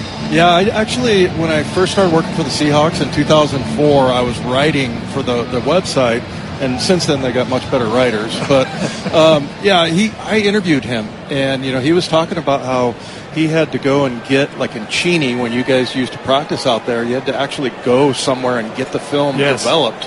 And there would be like 2 cans, or 1 actually, and the defense would watch it, and then the offense would watch it. And I just was asking him about that compared to now, and it was fascinating. Oh yeah, here's Milroe on a first down throw over the middle. Ball is caught out across the 25. I think it's Russell. It is Brady Russell, the tight end. Him I should remember, because he has more hair than I think I ever had all through my entire life. He's got more hanging out the back of his helmet than I think either of us have ever had. And on him, who's going to tell him? Because he's built like a Greek god, and he's got all his hair, and he plays everything. Tight end, fullback, special teams. He's a Swiss Army knife. Here's a handoff inside on a 2nd down and 3, and trying to get a push out to the 30-yard line. They're going to come up just a little short, I think, on that run. They are. Let's see where they spot it. It'll be 3rd down. This is one of those parts of the game that there's kind of a lull right now, and if you're trying to make this team, you need to make something happen. Yeah. And that it's a preseason game, and you're trying to get your assignments down and things like that. But this is where I think, you can make the team by making a play in a situation like this. Here's where the lineman will on 3rd down and 1, and they make the play. They do. It's Wright. He breaks free. He breaks a tackle midfield, down to the 40, steps out of bounds near sidelines. Players are running down to greet him, but everybody's staying where they should stay and not on the field. Jakobi Wright, the rookie out of Missouri State, is trying to make himself a place on this team, and that's the second time. No, now it's going to come back. As there's a flag down, we didn't see it. It was blocked by some of the players on the near sidelines, back at the 35. Offense number 38. Penalty spot the foul. Replay 3rd down. Well, we'll see how much this penalty helped him, but the thing is, that still happened.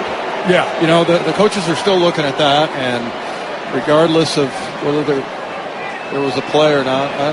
He got his hands outside the frame. Yeah. It was probably a legit call. But that's the second time now we've seen a 3rd down and 1 and somebody break it off outside after everybody lines up in tight. Look for that bounce outside. That's exactly what Wright did, just like Polani did on his touchdown run earlier in this game. Well, and you're asking your running backs, beat one guy, beat the first guy, and that's what he did. Yeah. Got a little help from Brady Russell and that block there, but again, I mean, that still shows up. That counts as far as how you're evaluating this guy's chances of making the team. So now 3rd down and 7 with the ball back at the 23 of Seattle. Milroe out of the shotgun. The slot formation far side. There's movement. And moving backwards. For a moment it looked like perhaps the defensive lineman jumped and then the offensive lineman moved, but they're going to talk about it, and I think it's going to go against the Hawks. Ball start. Offense number 79. 5-yard penalty. 3rd down. Amari Kite, rookie tackle out of Central Florida. And we knew he was going to see a lot of action tonight. Mike Jarrell played over there on the left side earlier in the game, and now it's Kite who's probably going to see action the rest of the night there. So that backs him up. It's now 3rd down and 12, back at the 18. Tight slot on the left, single wide out right. Milroe out of the shotgun. Pressured, steps up, breaks a tackle, now goes down at about the 22. Dragged down from behind. Yeah, it was almost 1 foot away from being a highlight play. Booker makes the tackle, and so here comes the punt team on for the Hawks. I'll tell you what, I love it when quarterbacks run. I mean, I know obviously you don't want to get your guy hurt. I loved it last year when Geno ran. I mean, I think, first of all, if you're a linebacker, you're drop back in a zone, you're miles from where the quarterback is. And if he's shifty and, can take a hit, I mean, and a lot of the defenders now, it's like, how do I tackle this guy? I mean, if you hit him with your helmet, you're most likely going to get a penalty. Michael Dixon with a rain-making punt, and it's going to sail over the head of one of the 2 deep backs. It's going to sail into the end zone. It's bouncing around. It's going to come out. But the leg of thunder from down under. Goodness gracious. I don't know if anybody called a fair catch, but both those guys let it go over their heads. It was Malott and Lobby, and they let it go, and it bounced into the end zone. So it's a touchback. It's going to be brought out. In the meantime, we're going to take a break. With 6:36 to play in the 3rd, Seattle up by 6, 16-10 over the Raiders. This is the Columbia Bank Radio Network. Game Day Men's Health in Bend. Not just another health clinic. Do you suffer from fatigue, poor sleep, decreased muscle mass, low libido, or mood changes? You may have low T. Game Day is the premier clinician-guided journey back to feeling and performing your best. Your free initial consultation includes your testosterone test and meeting with our clinician about your results. Due to Game Day's in-clinic certified lab, you could be treated your very first visit. Game Day Men's Health, serving all of Central Oregon. Book your free consultation today at GameDayMen'sHealth.com. It's gonna be a hot one this summer, so come chill out with Chase Matthew at the AccuAir Heating and Cooling performing on the basic stage at General Duffy's Waterhole. And maybe stay on your side of that county line, 'cause you got your friends, darling, I've got mine. I heard you're in town, been riding around with somebody new and probably burning it down. It's the AccuAir Heating and Cooling Summer Kick and Concert Series at General Duffy's with Chase Matthew. Saturday, August 9th. Get your tickets at GeneralDuffys.com. Folks, State Farm Agent Greg Elder here to say go Seahawks, or Cowboys, Crook County that is, or Ducks or Beavers or Lava Bears, Storm or Mountain View Cougars, whichever. Go football. Go Seahawks! Central Oregon's home for Seattle Seahawks football. Country's greatest hits, 95.7 The Ranch. Raiders set to start this drive at their own 20-yard line. We're going to head down to the sidelines in just a moment, but Aiden O'Connell continuing at quarterback. Has a tight slot to his left side, single running back, play fake. Connell's going to roll to the right side, looks, now throws on the run. Ball is caught, knocked out of bounds. Far sidelines.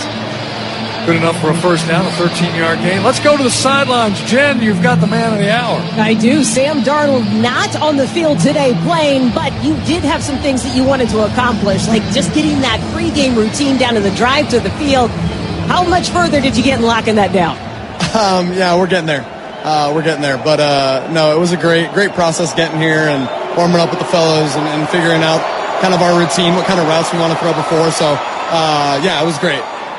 When you are driving to the stadium, is your playlist for the season already picked out, or is this a work in progress? I am whatever I have on Spotify, whatever radio I'm listening to, whatever I'm feeling. Could be country, could be rap, could be some rock, Kings of Leon type stuff, Noah Khan. Like I'm all over the place when it comes to music, and I just kind of whatever I'm feeling, I'll go with. That is not the answer that I was expecting to hear. That was a 3-yard pickup. It brings up 2nd and 7. We are going to keep the conversation right here. So, Sam, yesterday, one of the things that you were talking about is it's helpful to have guys who understand how to learn, like their learning style. What does your learning style look like? Are you the flashcard guy? Is your wife or your fiance drilling you? Or what is this? Yeah, I'm a big visual guy, so I'm drawing on the whiteboard, drawing on my iPad. I'm talking it through, understanding, if we're playing a team that plays, obviously a team that plays certain coverages on third down, I'm going to go through all the coverages in my head and all the plays that we're running. So, and I probably, drive my fiance crazy, just in the house, just yelling out the play and yelling out the coverages and my reads and all that. But, it's for a good cause, we're trying to win games out here. So, by the way, Jen, let me just tell you, the Raiders tried a tush push, and I don't think they got there. They didn't, so now it's going to be 4th down and less than a yard.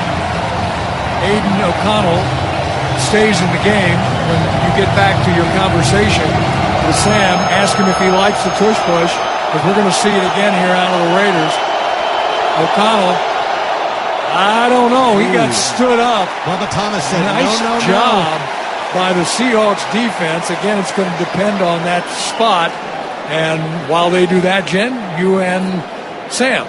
Well, we are kind of blocked out, but I'm going to go with Steve's call. They did not get the necessary yardage. Back-to-back tush pushes.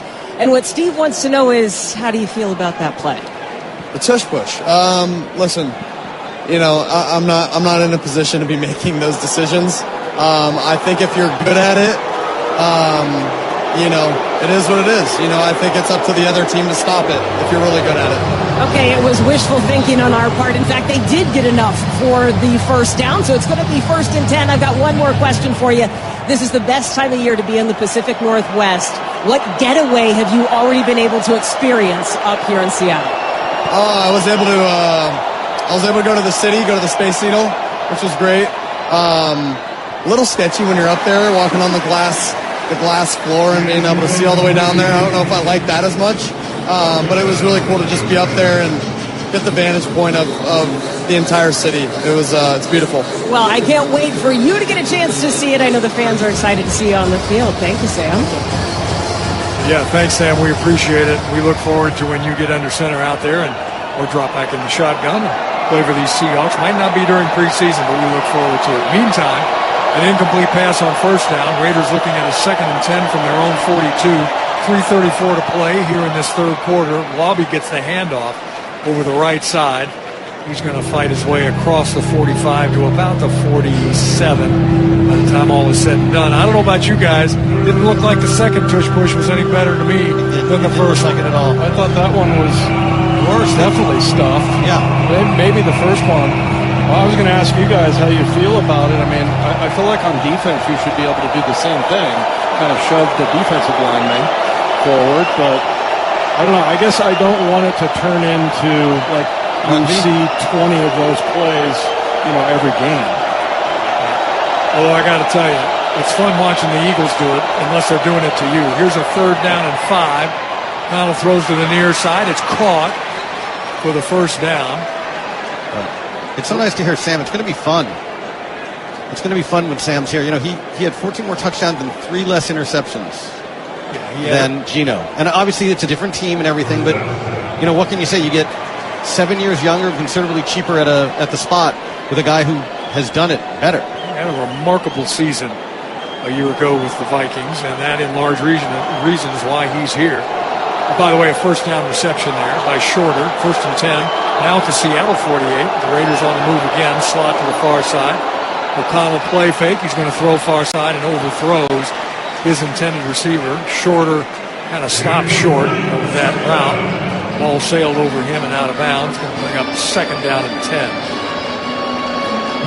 What was so interesting in the production meeting, Sam Darnold talking about he's not playing, but he's never driven from his house to the stadium. I mean, you don't want to lose a game because your quarterback took a wrong turn and is stuck in Everett. You know what I mean? Right, exactly.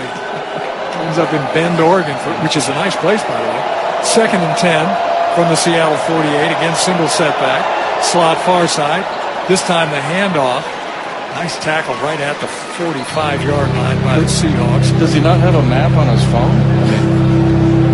Once I became reliant on that, I can't go anywhere without the map. In all likelihood, he does. By the way, a 4-yard gain. So 3rd down and 6. Right now, Sam Darnold and the rest of the Seahawks on the sideline would love nothing better than to get these Raiders off the field. Give the ball back to Jalen Milroe. Trying to do a little magic on offense. 3rd and 6 from the Seattle 44. O'Connell from the shotgun as a slot right. Has a tight end and a running back in the backfield with him, and Seattle rushes for the throw near side as a 1st down reception. It's Colin Johnson on just a little stop route in front of Isaias Waxter, a rookie free agent out of Villanova for a 7-yard gain in the 1st half. And they like him. They like his length. They like his tackling ability. He just the cushion. There's nothing you can do if you're going to leave that guy that much cushion. Yeah, you gotta. That's one thing you have to understand in this game. 1st and 10 at the Seattle 37 now. Single setback, handoff, and hitting a backfield and drop back at the 40. Nice play defensively. Oh, that's Anthony. That's Campbell. That's Anthony Campbell, the rookie out of Miami. The soup that hits like a meal. Exactly.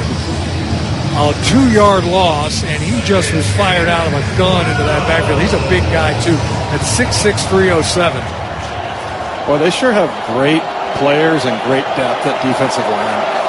You look at most of who are going to play this year on sitting in street clothes, and the D-line has had a great performance today. 2nd down and 12 from the Seattle 39. 13 seconds to play in this 3rd quarter. O'Connell has time, throws out route on the far side. It's caught. Flag is down. Offensive pass interference, it looks like. Might be a pass interference call. Now, who's it going to go against? I think, yes, offensive pass interference. Pete Carroll just threw his headset on the ground on the far. Boy, have we seen that on the far sideline over the years. Pass interference. Offense, number 4. 10-yard penalty. Replay 2nd down. Shedrick Jackson. He's playing the hits. He's playing the hits for us. There you go. That's the 6th Las Vegas penalty. Not only does it take the 1st down off the board, but it's going to move the ball all the way back to just about midfield. I'll tell you what, I can kind of see why Pete's not happy with that one. I mean, it looked like, but the guy really didn't push. He just kind of moved his hand to the outside, and then the defender stumbled. Well, that's going to end it for this 3rd quarter. Raiders looking at a 2nd and 22 when we come back. 15 left to play here at Lumen Field with the Hawks on top, 16-10. Take a trip back in time at Emerald Queen Casino Event Center. Thursday night, August 21st with I Love the 90s. Relive 90s fun featuring Vanilla Ice, Rob Bass, Tone Loc, and Young MC. Get your tickets at emeraldqueen.com. Don't miss I Love the 90s, August 21st at Emerald Queen Casino, the entertainment capital of the Northwest. 21 and older, need gambling help? Call 800-547-6133 or visit emeraldqueen.com. Please game responsibly. Football season is here, and it's time for two premier Northwest franchises to team up. Columbia Bank, your local bank, and the Seattle Seahawks. As the largest bank headquartered in the Northwest, Columbia Bank is the home team you can count on. Learn more about Columbia's premier service and innovative digital solutions at columbiabank.com or visit a local branch. Columbia Bank, proud partner of the Seattle Seahawks, member FDIC. Listen up, Seahawks fans. Shop and Score Sweepstakes is back at Safeway. Shop, score, and enter for a chance to win a 2025 Toyota Tacoma, VIP game experiences, groceries for a year, and more. Just buy 5 participating items in a single transaction to enter for a chance to win. Safeway has all your game day tailgate favorites, from fried chicken to fresh-cut fruit and vegetable trays, and tons of easy meal options. Save time and shop online at Safeway.com. Safeway, the official supermarket of the Seahawks. Every jersey tells a story. So many people dressed in Seahawks blue. From unforgettable touchdowns. Touchdown, Seahawks! Jackson Smith-Njigba, Johnny on the spot. To game-changing hits. He gets hit again. Leonard Williams drags him down. To memorable catches. Jordan drops back to pass in the end zone to Larkin. Touchdown, Seahawks! History lives in every throw. Shop official Seahawks jerseys in-store at Lumen Field, The Landing in Renton, or online at Seahawks.com/ProShop. Fans, elevate your party game and host your next get-together in a Lumen Field suite on game day. Enjoy Seahawks football in a prime location, along with exclusive club access and premium food and beverage offerings. Visit suites.com,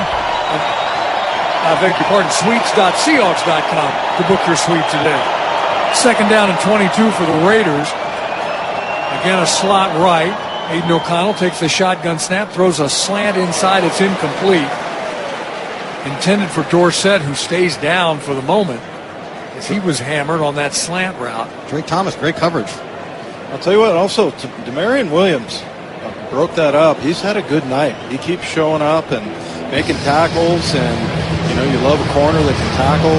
That was a nice play. We've been talking about there's lots of cushions out there. And Did Mike bring him over from Baltimore? He was one of those guys who played at Baltimore. He's a 4-year veteran, so he understands Mike's system maybe a little better than some of the younger guys, free agent rookies who are coming out of college. He brings up a nice play, brings up a 3rd and 22 now from the 49. A quick pass on the far outside, making the catch and actually picking up some pretty good yards out there.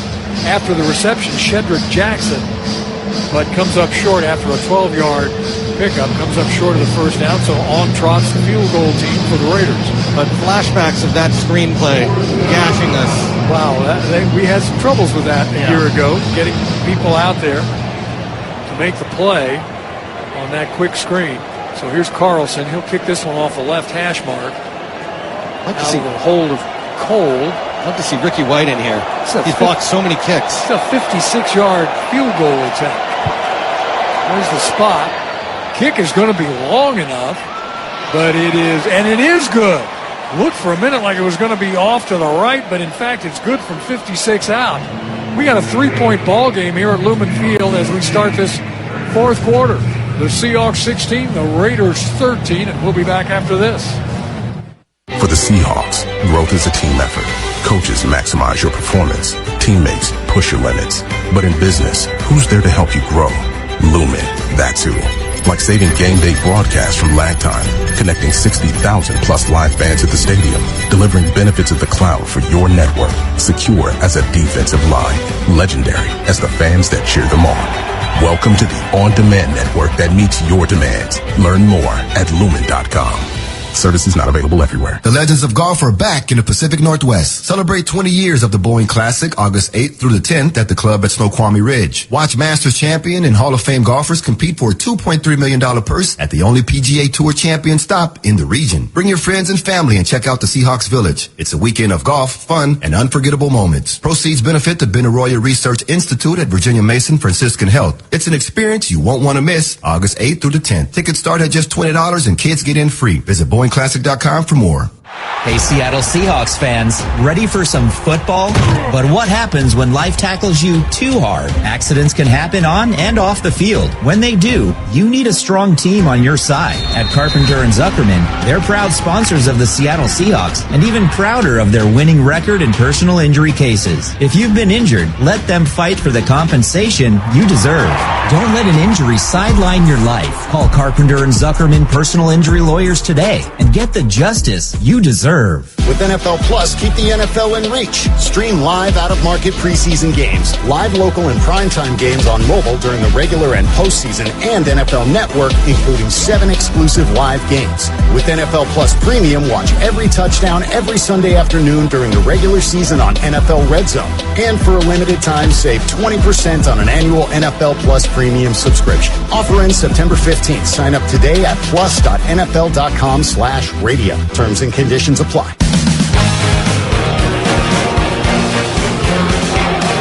Well, the Raiders have fought their way back into this football game. Down 16-3 at the half. It's now a 16-13 ball game. Seahawks ready to receive this kick from Carlson. Jalen Milroe will continue to quarterback the team here the rest of the way, we expect. Martinez and Wright, the two deep men for the Hawks. Carlson tees it up at 35. Line drive, end over end kick. Martinez, 2 yards deep, going to take a knee. And then, it's going to be interesting this year with the numbers game. The numbers are going to be different this year. We're carrying a third quarterback. We've got a fullback. That's got to come from somewhere. And is it going to come out of, are we going to have 5 wide receivers? Then who's going to do the kick returns? Do you really want Torrey Horton back there after that knee injury, coming back from that, returning? So it's going to be very interesting. Yeah, it is. You mentioned receivers. I would think, because there's lots of multi-tight end sets, right? So a lot of times you've only got one receiver on the field when they have 2 running backs and 2 tight ends, and so I wonder if there's going to be a casualty there in the wide receiver room. In New Orleans, Clint Kubiak, 21 and 22 personnel all the time. Yeah, they ran 500 plays with multi-tight end formations. So I'm assuming they're going to carry on here with that. But yeah, it'll be interesting, like you said, at cut-down time. Well, the Hawks just ran the ball that time with 1 tight end and 2 wide receivers, and they picked up 8 yards. 2nd down and 2 at the 43, single setback behind Milroe, who goes under center. A couple of tight ends in the game here. Nice move behind the line of scrimmage to get himself a little bit of a gap. Pick up 4 yards and a first down. And trying to see if that's Kaufman or Wright. It's tough to see. I think it's got to be Wright, unless it's 35, right? Tyus. It is Tyus. From Ohio University, and before that, Northwestern. So he's just new to the team in the last couple of days. Already seeing some action. Stays in as a single setback, slot to the near side. Milroe under center. Here's a handoff to Tyus again. Stops, cuts back inside, ducks under a tackler. Gets into Raiders territory. They're about the same. Vikings and Raiders, they all pillage and plunder. Right, it's a 5-yard game. Some team berserker. Yeah. But by the way, Tyus came in, I think 2 days ago was his first day, and you could see fresh legs, hitting it hard. By the way, Bryce Cabledew, our rookie, is in there. Yeah. In the old country, his name was Bryce Cable Bildew, but they changed it at Ellis Island. Cable Bildew. Man. He's with us all week, ladies and gentlemen. Here's a handoff again to Tyus. Going to come up short of the first down, but out to the 45-yard line of the Raiders. And while you're tipping your waitresses, they wanted to draft Steve streaming service late payment, but he was already taken. Well, there you go. Jeez. Well, the other day we had our meeting in the linebacker room, and everybody had their name and then something that they need to do, and I wrote, what they need to work on. So I wrote one out for our guy Jeff, and it just says "Make Dave laugh," and you've done that. Done a very good job of that. You are an easy audience, my friend. 3rd down and 2, by the way. Here's a toss sweep left side. Cutting back up inside is Wright, and he picks up the first down. Jacardier Wright with a 5-yard gain. By the way, the other guard in there is Mason Richmond, who was at Iowa, which is, guard you. He was one of the only people. He was the only one who did. He was 4 years as a starter. Not since Tristan Wirfs has there been someone who did that. So that's good company. Rookie 7th-round draft choice for the Hawks. 3 wideouts this time. Slot is to the right side. Shotgun snap to Milroe. Looks, throws near side. Ball is caught. Bobbled but caught. Hanging on is Marshall Lang. Another one of those rookies. Free agent out of Northwestern, a tight end, and he makes the catch for a first down for the Hawks. A 13-yard gain and a nice throw by Milroe. Great throw. And they like Lang, and they also like Collerup, the guy from Minnesota. And we've got a timeout on the field. Yeah, when they did away with fans, they, I thought maybe they'd bring another tight end in, but they seem to like the guys you mentioned. Well, A.J. Barner has turned into an all-around tight end. Yeah. I mean, he had 4 touchdowns last year. He could block. He could do everything. I think people were very surprised that Michigan was only there 1 year. People don't realize. He was at Indiana before that. By the way, that timeout was an injury timeout to Charles Snowden, outside backer for the Vikings. Again, I said it. Now I'm going to keep saying it. Here's Milroe rolling out to the right side and throws a dart down to the 10-yard line. Thank you for getting me out of that, Jalen. I mean, that was a rifle shot connection downfield. Tyrone Broden. Making that throw on the run in that tight window, that's impressive. The tantalizing flashes that we're going to get. A 15-yard gain from the rookie out of Arkansas. Right back to the line of scrimmage is Milroe and company. Here's a toss sweep again, coming near side, making one-man miss. That's right, turns upfield and is knocked out of bounds. And I think this time, I don't think he did get there. Did he get the first down? Boy, he almost did the splits, too. It looks like he might have gotten hurt, but no, he's right back to the huddle. Taylor was in on the tackle for the Raiders. They're going to say he was knocked out at the 1. So 2nd down now and goal from the 1. Wright stays in the backfield, lines up behind Milroe as a single setback. I beg your pardon, 1st and goal. Hand off to Wright, and he's going to sneak in. Touchdown, Seahawks! Jacardier Wright. Welcome to the NFL, young man. He scores from 1 yard out. Another nice push by that offensive line, giving him a little crease to run into. And the Seahawks stretch that lead back out now, 22-13. Oh, a great vision by him, because he starts off to the left and then cuts it all the way back, and everything was kind of compacted in there, and he was able to kind of sniff it out, find his way over to the right-hand side, and that was a great job by him. I think a lot of rookie running backs would have just ran right into the middle of that pile. Jason Myers for the PAT. Dixon puts it down, it's up, and it's through. 9:39 to play in this one. And the Seahawks go back on top by 10, 23-13 over the Raiders. This is the Columbia Bank Radio Network. Whether it's day or night, hot flashes due to menopause can be unpredictable. That's why there's Veoza, a prescription treatment proven to reduce the number and severity of hot flashes day and night that can start working in as early as 1 week. Based on clinical studies measuring efficacy at 4 and 12 weeks, individual results may vary. Talk to your healthcare provider about what this may mean for you. For moderate to severe vasomotor symptoms or hot flashes and night sweats due to menopause, Veoza can cause serious side effects, including liver problems. Your doctor will do blood tests before and during treatment. Stop Veoza and call your doctor if you have symptoms of liver problems, such as feeling more tired than usual, decreased appetite, nausea, vomiting, itching, yellowing of the eyes or skin, pale stool, dark urine, or stomach pain. Don't use Veoza if you have cirrhosis, severe kidney problems, kidney failure, or take CYP1A2 inhibitors. Ask your doctor about Veoza. To learn more, call 1-866-239-1637 or go to Veoza.com. That's VEOZAH.com.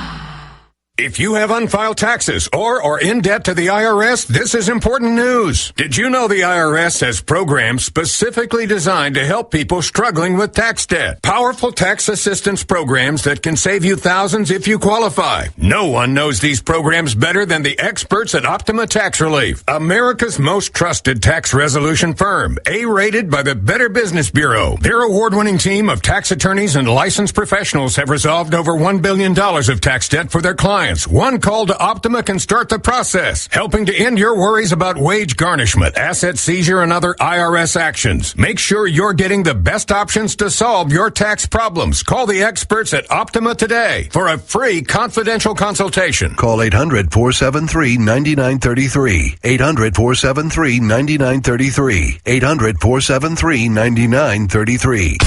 Optima Tax Relief. Some restrictions apply. For complete details, please visit OptimaTaxRelief.com. Touchdown, Seahawks! Central Oregon's home for Seattle Seahawks football. Country's greatest hits, 95.7 The Ranch. There was a penalty, a dead ball foul on the PAT that was assessed against the Raiders on the kickoff, which is going to happen right about now. Jason Myers gets set to spot the ball. Meantime, that drive by the Hawks, 9 plays, 65 yards, 4.5 minutes off the clock. And then Jacardier Wright with the 1-yard touchdown run makes it a 23-13 ball game here in Lumen Field with 9:39 left to play in this game against the Las Vegas Raiders. Malott and Collier, the two deep men for Vegas. Instead of spotting the ball for the kick at the 35, it's going to be placed at the 50 for Myers. Meantime, crowd has thinned out just a little bit, but we had a great crowd tonight for the opening preseason game. Thank you to all of those folks. Some of them probably came across the street from the Mariners game this afternoon where the Mariners won. They did extra innings. Yeah, Dave did. He was working. So you worked 2 jobs today. Yeah, Dominic Canzone got a walk-off single, and we got a chance to interview him afterwards. And yeah, the Mariners are looking great right now. They're in a good spot. I'll tell you what wasn't great is the traffic around here when the Mariners are trying to play and the Seahawks are trying to get here. Here's Myers with the kick, and it's end over end into the end zone. And taking a knee is Collier, and so the Raiders will come out and start 1st and 10. Yeah, it's tough sledding down here in Soto when you got both teams in the house playing. One is trying to finish, and it went extra innings. The Seahawks are trying to get in. I had to pull I got my pass. I'm kind of somebody, so you got to let me through. Did you try? You tried the "Do you know who I am?" and then you had to wait about 10 minutes as they figured it out. I didn't actually say that, but I said, "Listen, I got a pregame show to get to," and they said, "Oh, go ahead." I said, "Thank you." You didn't actually use your name, did you? No, I didn't. Should have said you were Pete Carroll. I was Bumpus. Oh, here's Lobby taking off down the left sidelines.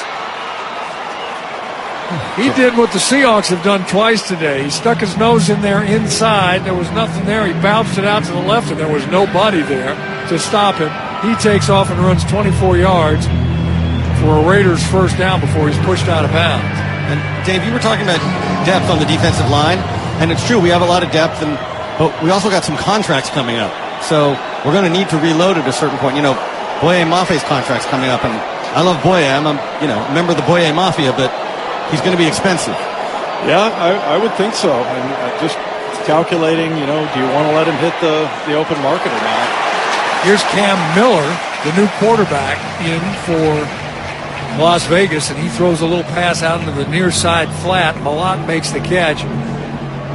Cam Miller, a rookie out of North Dakota State. We got 3 or 4 North Dakota State guys playing here. Those guys have been national champions for the last couple of years. A loss of 3, by the way, on that swing pass into the flat makes it 2nd down and 12. In Seahawks territory at the 43-yard line. Miller's going to hand this one off, finding some running room right up the middle and driving those legs. Just keeps going is Chris Collier. Free agent. He picks up a 1st down and then some. Not a lot of folks home there, Dave, on defense right up the gut. A 16-yard gain. Yeah, they're getting pushed off the ball right now. So this is a time where, like I said before, somebody needs to make a play. You know what? Jared Ivey, 51, all SEC. The only reason he was undrafted, he had a terrible pro day, but he should be flashing here. Here's another handoff. That one didn't go nearly as far, and a flag gets thrown into the middle of the pile. So we'll check that out. De'Aaron Jackson. Offense number 56. 10-yard penalty. Replay 1st down. The Raiders continue to do what the Raiders do. Yeah, that's their 8th penalty. That was Antonio Mafi from UCLA. And Dave, it's not just contracts coming up, but there's injuries too. I mean, who knows when Chenna's coming back? I mean, there's a level of concern there somewhere between did I give that website my credit card information? Is that a scam? And maybe I shouldn't have had that carnitas from the Tijuana street vendor. That's somewhere in between. There's me worried about Chenna's knee. Hopefully he'll be back. I'm stuck on the street vendors. I can't even get that out of my mind. 1st and 19 now, back at the 36. Throw inside, bobbled and then dropped.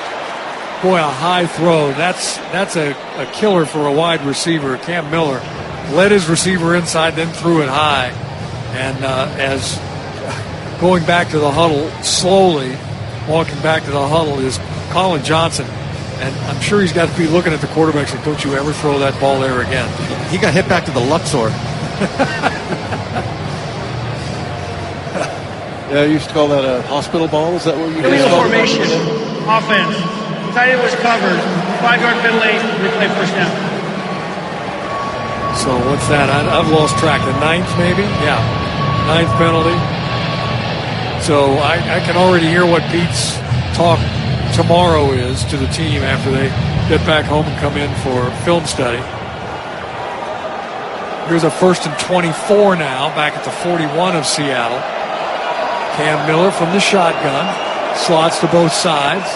Miller, 3-step drop, pump fake. Now he's going to let it fly. Got a man open as the defender fell down. Touchdown Raiders. Shedrick Jackson from 41 yards out, he scores.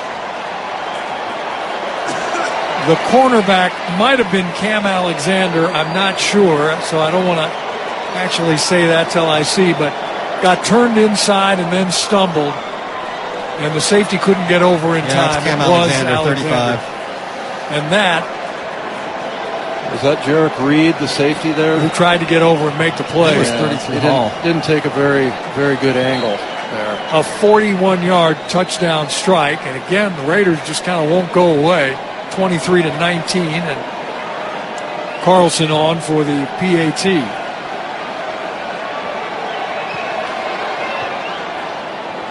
Kick is up and through, and we're going to take a break. With 7:27 to play in the ball game, it's a 3-point game again. The Seahawks up 23-20 on the Columbia Bank Radio Network. It only happens once a year, and this one's a biggie. The 40th anniversary of Local Acres Marketplace, featuring the lowest prices of the year on all things local. Local Acres Marketplace. Now through Tuesday, load up on all your favorite local products, including coffees, spices and sauces, honey, produce, and of course, lots and lots of local beer. Register for prizes like a $500 Local Acres Marketplace gift card. Come sample local products throughout the weekend from over 60 vendors, and that includes lots of local beer, ciders, seltzers, and wine. Look for our anniversary sale ad on our app, Facebook, or at localacresmarketplace.com. 40 years as Central Oregon's food store. Come celebrate and save. Local Acres Marketplace. Cascade Village Shopping Center, North Highway 97 in Bend. Calling all hail, report for duty. Operation Hailstorm is underway. Sergeant Team 1, take down the roof. Yes, sir. Let's go, team. We've got contact. Direct hit target destroyed. Oh, hell yeah. Great job, team. Next house. 3, 2, go. Wait, what's happening? Sir, we're just bouncing off of the roof. Hell no. Send in Team 3. Sergeant, report. Sir, landmark climate flex shingles are holding strong, but morale is high. Impressive maneuvers. Certainteed and Three Rivers Roofing, we salute you. Don't let hail compromise your headquarters. Three Rivers Roofing, your locally owned and operated roofing company, can save you tens of thousands of dollars by working with your insurance company. You'll only pay your deductible if your roof has hail damage. Ready for a free roof inspection? Visit threeriversroofs.com. That's threeriversroofs.com. Don't say hail no if you wait too long to replace your roof. Touchdown, Seahawks! Central Oregon's home for Seattle Seahawks football. Country's greatest hits, 95.7, The Ram. The Raiders with a 5-play, 65-yard drive in a little more than 2 minutes. 3 of those plays were explosives. Jackson with the 41-yard touchdown catch makes it a 23-20 game. The Hawks on top of the Raiders. As Martinez and Wright get set to accept this kick, and it's a low line drive. It's going to bounce, and it bounces through the legs of Martinez. He picks it up at the 1. Stutter steps, gets hit, and dropped at the 6. And that's what you learn as a rookie. You better be sure of the handle if you're going to try to pick it up off a ball that's dribbling up the field. Now you put your offense in a bit of a pickle here, starting 1st and 10 at their own 6-yard line. Yeah, you know what? I'm convinced that Mike's going to be pissed after this game. I mean, you made some big plays, and then the defense runs down there and gets, penalties. Then, you got a lot of guys running free, and then, you have a stumble like that where now you're starting on the 5-yard line. Milroe with a little shot to the middle of the field, across the 10 to about the 11. I think we're about to see a flash of Milroe greatness. I just have a feeling. I think that was Callerup, by the way, the tight end. No, it was 49. Marshall Lang, not 89. It's funny whenever you hear about Jalen Milroe, people mostly talk about his dynamic personality. Like it's and he was at the rookie spotlight. He was so well spoken. You couldn't ask for a better face for the team. Just a charming guy. There we Movement go. up front. Off sides again. All start. Offense number 73. 5-yard penalty. 4 seconds out. Yeah, I mean, it's kind of interesting. Nobody's really talking about obviously he has the skills and everything, but it's all about his leadership, how he conducts himself in the locker room, and, just very mature guy. And so, yeah, people just raving about him. I haven't got a chance to talk to him yet, so we've interviewed most of the rookies, but look forward to it because from everything I hear. His Senior Bowl by all accounts wasn't that great. OTAs he was better. Camp he's better. He's learning and learning. He seems to be improving every step along the way. Now is the real test. Milroe now 2nd down and 9 after the penalty. Throws a little stick route outside. Another flag is down. This on the far sidelines. Looks like there's a procedure call out there. So again, all young guys in there. All of them want to make the team. All of them are kind of chomping at the bit. And sometimes that gets you in trouble. Ricky White with the catch there. That dude blocked 4 punts last year. I wanted to see him on special teams here. Yeah, on the kick on the field goals. Let's get him out there. Let's see if he can block one. Yeah, I mean maybe he'd be good at that too. But man, the punt thing, and then I think one of them turned into a touchdown, and another one, I think he scored one, and one of his teammates scored one. So yeah, that guy, there's going to be like 6 or 7 guys that make the team specifically because if they can do things like that on special teams. On the offense, 5-yard penalty, replay 2nd down. Tackle was covered up. Pete Carroll had 3 officials around him on the far side in a conference about exactly what the call was, what they should do about it. So there you go.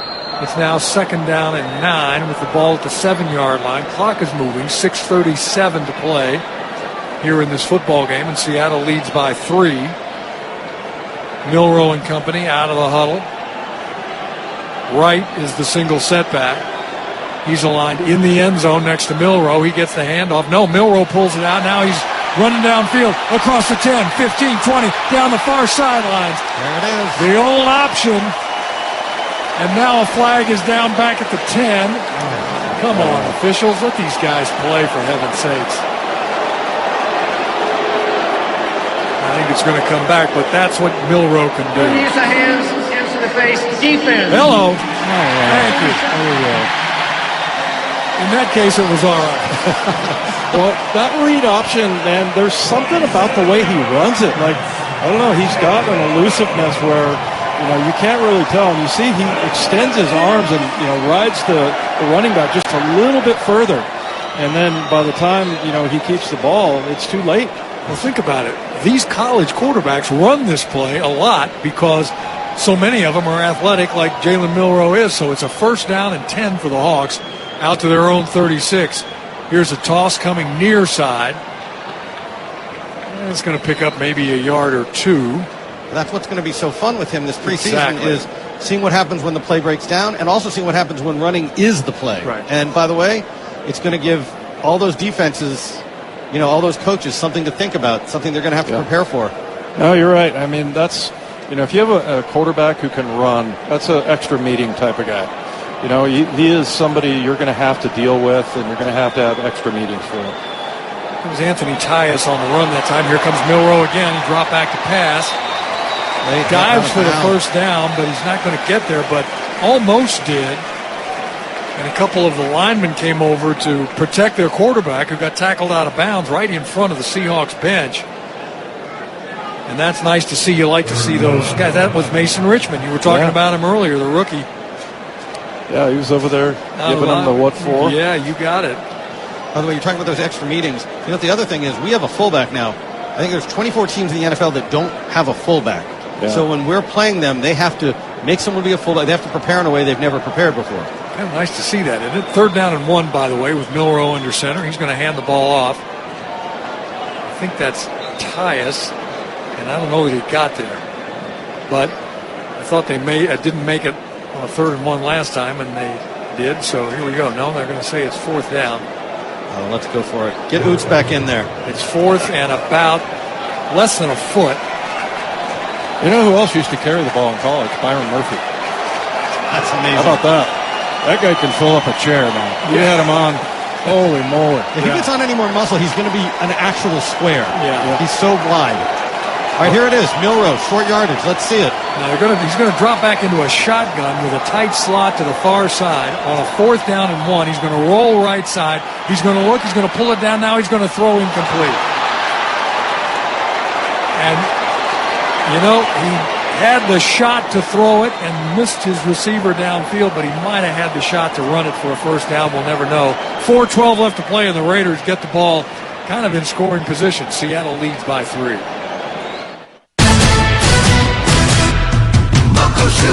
Place your bets. Caesars Sportsbook at Muckleshoot is your #1 place to eat, drink, watch, bet, and win. Bet on all your favorite sports: football, hockey, basketball, soccer, baseball, tennis, boxing, and MMA. Let the bets begin at the biggest and best in the Northwest. Caesars Sportsbook at Muckleshoot Casino Resort. Please gamble responsibly. For years, everyone thought Verizon had the best network, because they did.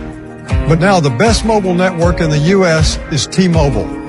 T-Mobile's network has the most advanced 5G, with more towers, and their signal reaches further than ever. So you can text and Insta-talk and say, "You won't believe where I am." T-Mobile has the best mobile network in the U.S. based on analysis by Ookla of Speed Test Intelligence Data 1H 2025. See T-Mobile.com/network. Hey, Seattle Seahawks fans, ready for some football?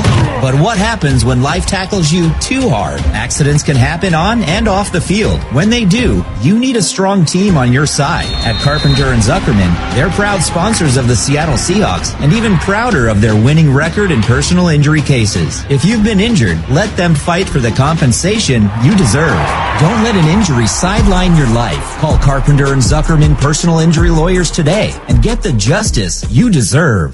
Today's students are smart, savvy, and heading towards a future filled with possibilities. Education is the light that can help guide them on their path to fulfilling their dreams. That's why Washington's Lottery is a proud partner in the goal to promote college and career training. With every lottery game you play in the pursuit of making your dreams a reality, you're supporting the next generation of game changers who are using education as the way to reach theirs. Thanks for playing, Washington. Deep down inside, this might be the way Mike Macdonald wants this game to kind of wind down. Have his defense on the field try to stop the Raiders. The offense couldn't pick it up on 4th down and 1, an incomplete pass by Jalen Milroe. So here we go. The Raiders take over possession at the Seattle 45-yard line. A 3-point game, Seattle up 23-20. And this young defense on the field right now looking to make some plays.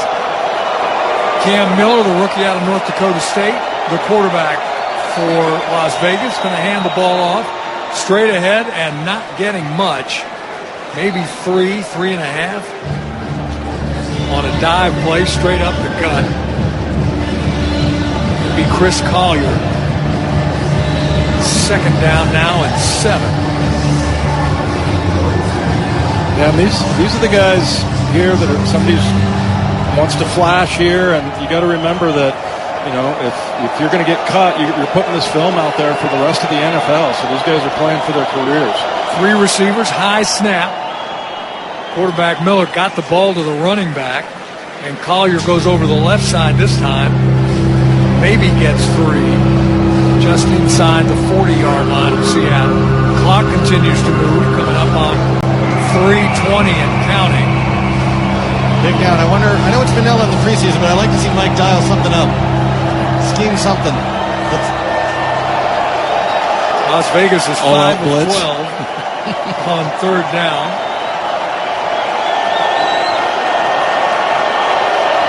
Wideouts to both sides with a slot to the right. Single setback in the game. Handoff goes inside. I think it's going to be short of the 1st down. Not by much, but on a handoff over the right guard. 4th and 1. Lobby doesn't quite pick it up. 4th down and 1, and the Raiders come right back to the line of scrimmage. They've already got a play in mind. Miller from the shotgun. Slot to the left side now. Lobby, the running back, stays in the game. Quarterback keeps it, and he's going to run for the 1st down. Picks up about 5 inside the 35. We'll call it 4 instead. Let's pause 10 seconds for station identification. This is the Columbia Bank Radio Network. KRCO-FM, Prattville, Van Gritton, 227DC Prattville. And streaming worldwide at 957theranch.com. And now the 2-minute warning. 2 minutes left to play in this first preseason contest. It's been a pretty good one, too. The Seahawks lead 23-20. Hey, Golf fans, Jordan Babineau here. Get ready for an unforgettable weekend at the 2025 Boeing Classic. Come see Masters champions and Hall of Fame golfers battle it out. Club at Snoqualmie Ridge, August 8th through the 10th. Bring the whole family and check out Seahawks Village, packed with fun for all ages. Plus, celebrate 20 years of the Boeing Classic, supporting the Benaroya Research Institute at Virginia Mason Franciscan Health. It's more than just golf. It's an experience you won't want to miss. August 8th through the 10th. Tickets start at just $20 and kids get in free. Visit BoeingClassic.com for more. Life's better with American Family Insurance. Because we know in making the most of your home, DIY doesn't just stand for do it yourself. It also means dream it yourself. And we're here to help protect the dreams you're building. Save up to 23% when you bundle home and auto. American Family Insurance. Get a quote and find an agent at amfam.com. Products not available in every state. Visit amfam.com to learn how discounts may apply to you. American Family Mutual Insurance Company, SI, and its operating company, 6000 American Parkway, Madison, Wisconsin. Hey, Seattle Seahawks fans, ready for some football? But what happens when life tackles you too hard? Accidents can happen on and off the field. When they do, you need a strong team on your side. At Carpenter and Zuckerman, they're proud sponsors of the Seattle Seahawks and even prouder of their winning record in personal injury cases. If you've been injured, let them fight for the compensation you deserve. Don't let an injury sideline your life. Call Carpenter and Zuckerman personal injury lawyers today and get the justice you deserve. Every jersey tells a story. So many people dressed in Seahawks blue. From unforgettable touchdowns. Touchdown, Seahawks! Jackson Smith-Njigba, Johnny on the spot. To game-changing hits. It's hitting it. Leonard Williams drags him down. To memorable catches. Zorn drops back to pass in the end zone to Largent. Touchdown, Seahawks! History lives in every throw. Shop official Seahawks jerseys in-store at Lumen Field, The Landing in Renton, or online at Seahawks.com/ProShop. Coming up on the Seahawks postgame show, Michael Bumpus and Paul Moyer are going to break this one down for you. You'll hear from Mike Macdonald, and Jen Mueller's going to talk to Seahawks players. That's all coming up after the game. By the way, did Jen take a bus, like the Queets or something? We haven't heard from her for a while. I hope she's all right. I'll tell you what, Marshawn may have taken her mic. Might have. I drive home listening to Jen do the interviews, and after a loss in the regular season, that's the toughest job. Absolutely. And she does a great job. She does. She does. I admire her greatly.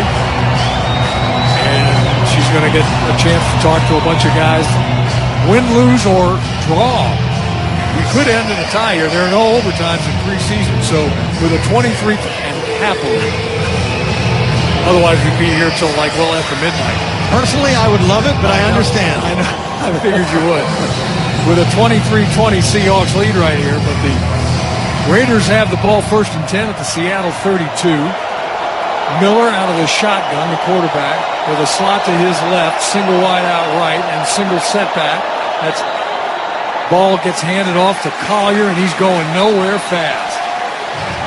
He got hit at the line of scrimmage and then driven back about 4 yards. Nice play by the Seattle defense. There was a host of plays there to make that play. Singleton just pushed him and pushed him. We've got a lot of guys, a lot of big guys in that nose tackle room right now. I think also Bubba Thomas was involved. What a great defensive line there. 2nd down and 9. Play fake. Miller looks, gets hit, goes down. Back at the 40-yard line. Coming up to make the play, Connor O'Toole, the rookie out of Utah. He came off the edge and he wasn't going to be denied. That might be the first sack of the night. It is. Congratulations, young man. He throws so fast. Didn't he? He whooped their left tackle. I feel sorry for that kid in film. He threw him out of the club. Get out of here. That's what you want to see. Well, and I'll tell you what, that's one of those plays. You make something like that in the preseason, if you're not going to hang around here, other teams are going to see it. You're right. And that was a beautiful sight. 3rd down and 17, back at the Seattle 39. Miller going to throw again. Here comes the blitz. Scrambles, throw, near side. Ball is caught, falling out of bounds. After making the reception is Carter Runyon, rookie tight end, for a 6-yard gain, but still a lot of meat left on this bone. 4th down and 11 from the 33, and obviously the Raiders are going to go for it. 1:16 left in the game. Carlson tonight, by the way. He's going to try the field goal right now. 2 of 3. Missed from 55, but he made from 27 and 56. This one from 51 off the right hash mark. There's the snap. Kick is away, and that kick is through. Daniel Carlson's a good one. And he ties this game up at 23 apiece with $1:12 left to play. So that means the Seahawks still have a little time for Jalen Milroe and company to get into, if not field goal range, just turn him loose on one of those options and see if he can take off for about 60 yards. Riggs, it was 4th and 11. You know Pete Carroll better than anyone, probably. You surprised he didn't? I was a little bit. But I know he also, for obvious reasons, has a lot of trust in the kicker. And he said, well, why not let's tie this thing after all of this? Let's see if we can end up with a tie. It shows him the comeback ability and the fight in these young guys that he has. And I think it shows Mike Macdonald that his guys made play after play, gave up a couple of plays, and that cost him touchdowns. It was a good open field tackle, that final tackle by a new guy, Keedron Pelican. So an 8-play, 12-yard drive by the Raiders. Carlson with a 51-yard field goal. Makes it a 23-23 game. Carlson tees it up at the 35. Rice, Plumlee, and Wright are the two deep guys for the Hawks this time. Here's the kick. Another kind of line drive shot. It's going to bounce once. Going to be brought out. Rice Plumlee out across the 10-15. The former quarterback turned receiver to the 22. And so with minute 7 seconds left to play, that's where Jalen Milroe and company will start. They have all three of their timeouts remaining. This is going to be a fun test. Yeah, it's another situation that you want to practice and get it done in a live game. We'll see how he reacts, see how he reads downfield. Looks for the open guy. Tyrone Broden, speedster, 85. Wright is the single setback with him. Slot to the near side. Milroe steps up, throws down the middle, and it's complete across the 35 for a first down. Ball is Ricky White. Complete to Ricky White, the third, 7th-round draft choice out of UNLV. 14-yard gain, 1st and 10. Snap to Milroe. Now he's going to scramble left, and he's going to get rid of the football as the clock was ticking down and the rush was coming. 46 seconds on the clock. That stops now. So Seattle keeps all three of its timeouts. You'd love to see him try one to Tyrone Broden, the speedster, out of Arkansas. 6'4", 6'5", super fast. If he can get enough time.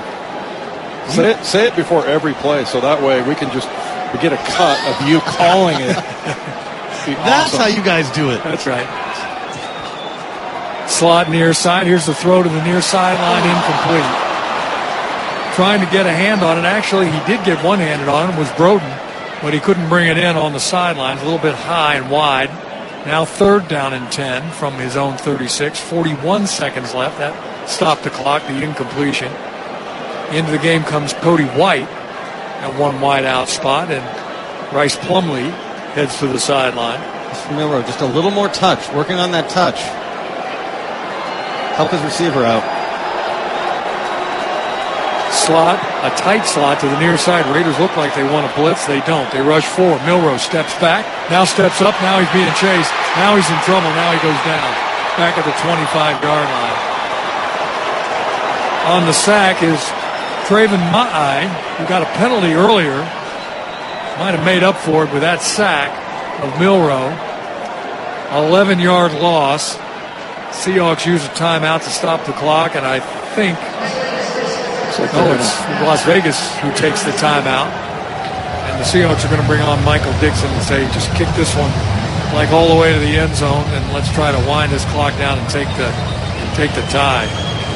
We haven't talked much about our kickers.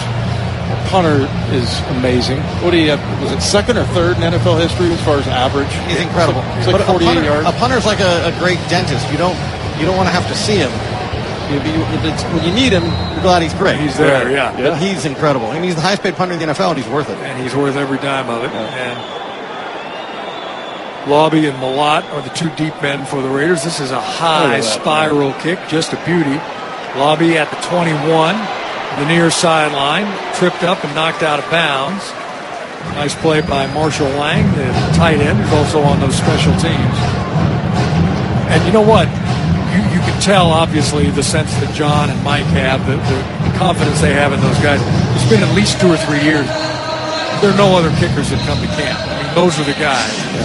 And if Chris Stoll hadn't gotten injured a couple of days ago, actually, and a backup long snapper is in, he's done a nice job.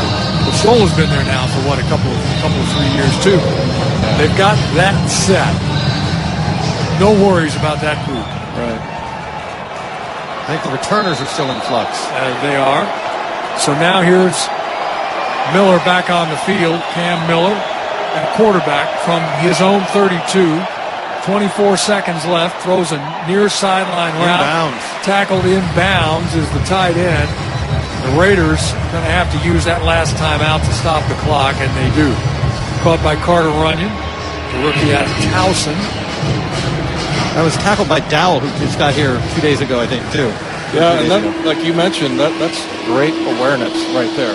Because, I mean, I think he could have just ridden him out of bounds, and he kind of did kind of looked like a hip drop thing, but it wasn't. It was a legal tackle, and it was good awareness by him. Forced to take the time out. And think about it, too. Been here a couple of days in a system that's not easy to learn. Admittedly, Mike Macdonald said, we have a complex defense. And the guys who have been around now a couple of years, they get it. But to step in here and make plays like that, be on the spot when you need to be, that's saying something for that young man. That's what Dave said. He just runs around and hit something. If you don't know what to do, hit somebody. Hit somebody. Second down and 3. From his own 39, Miller drops back. Now he's got to scramble right side, throws one on the near sidelines. Ball is caught.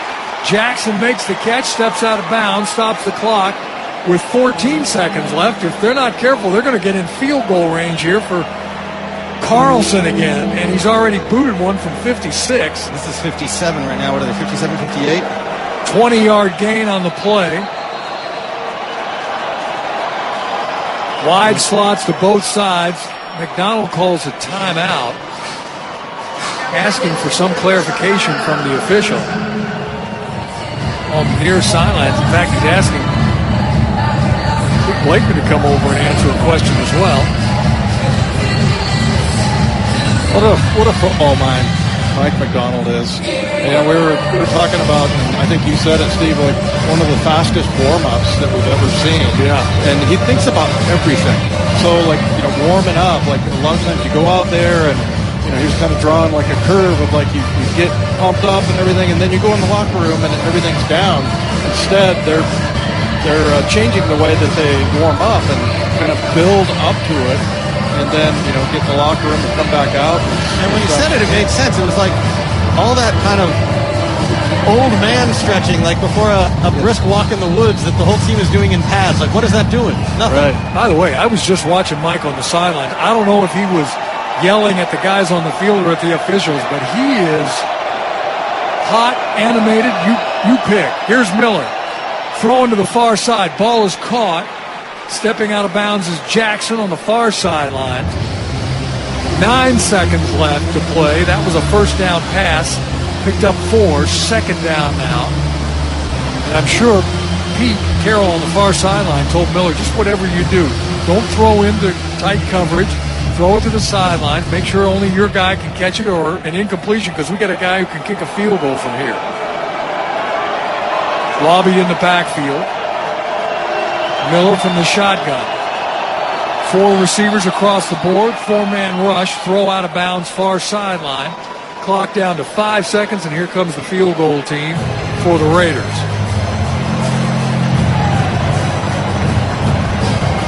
Carlson tonight, 3 of 4. Made from 27, 56, and 51. Missed from 55. His career long is 57. Going to try to hit one from 55 right now to win this game for the Las Vegas Raiders. From the left hash mark.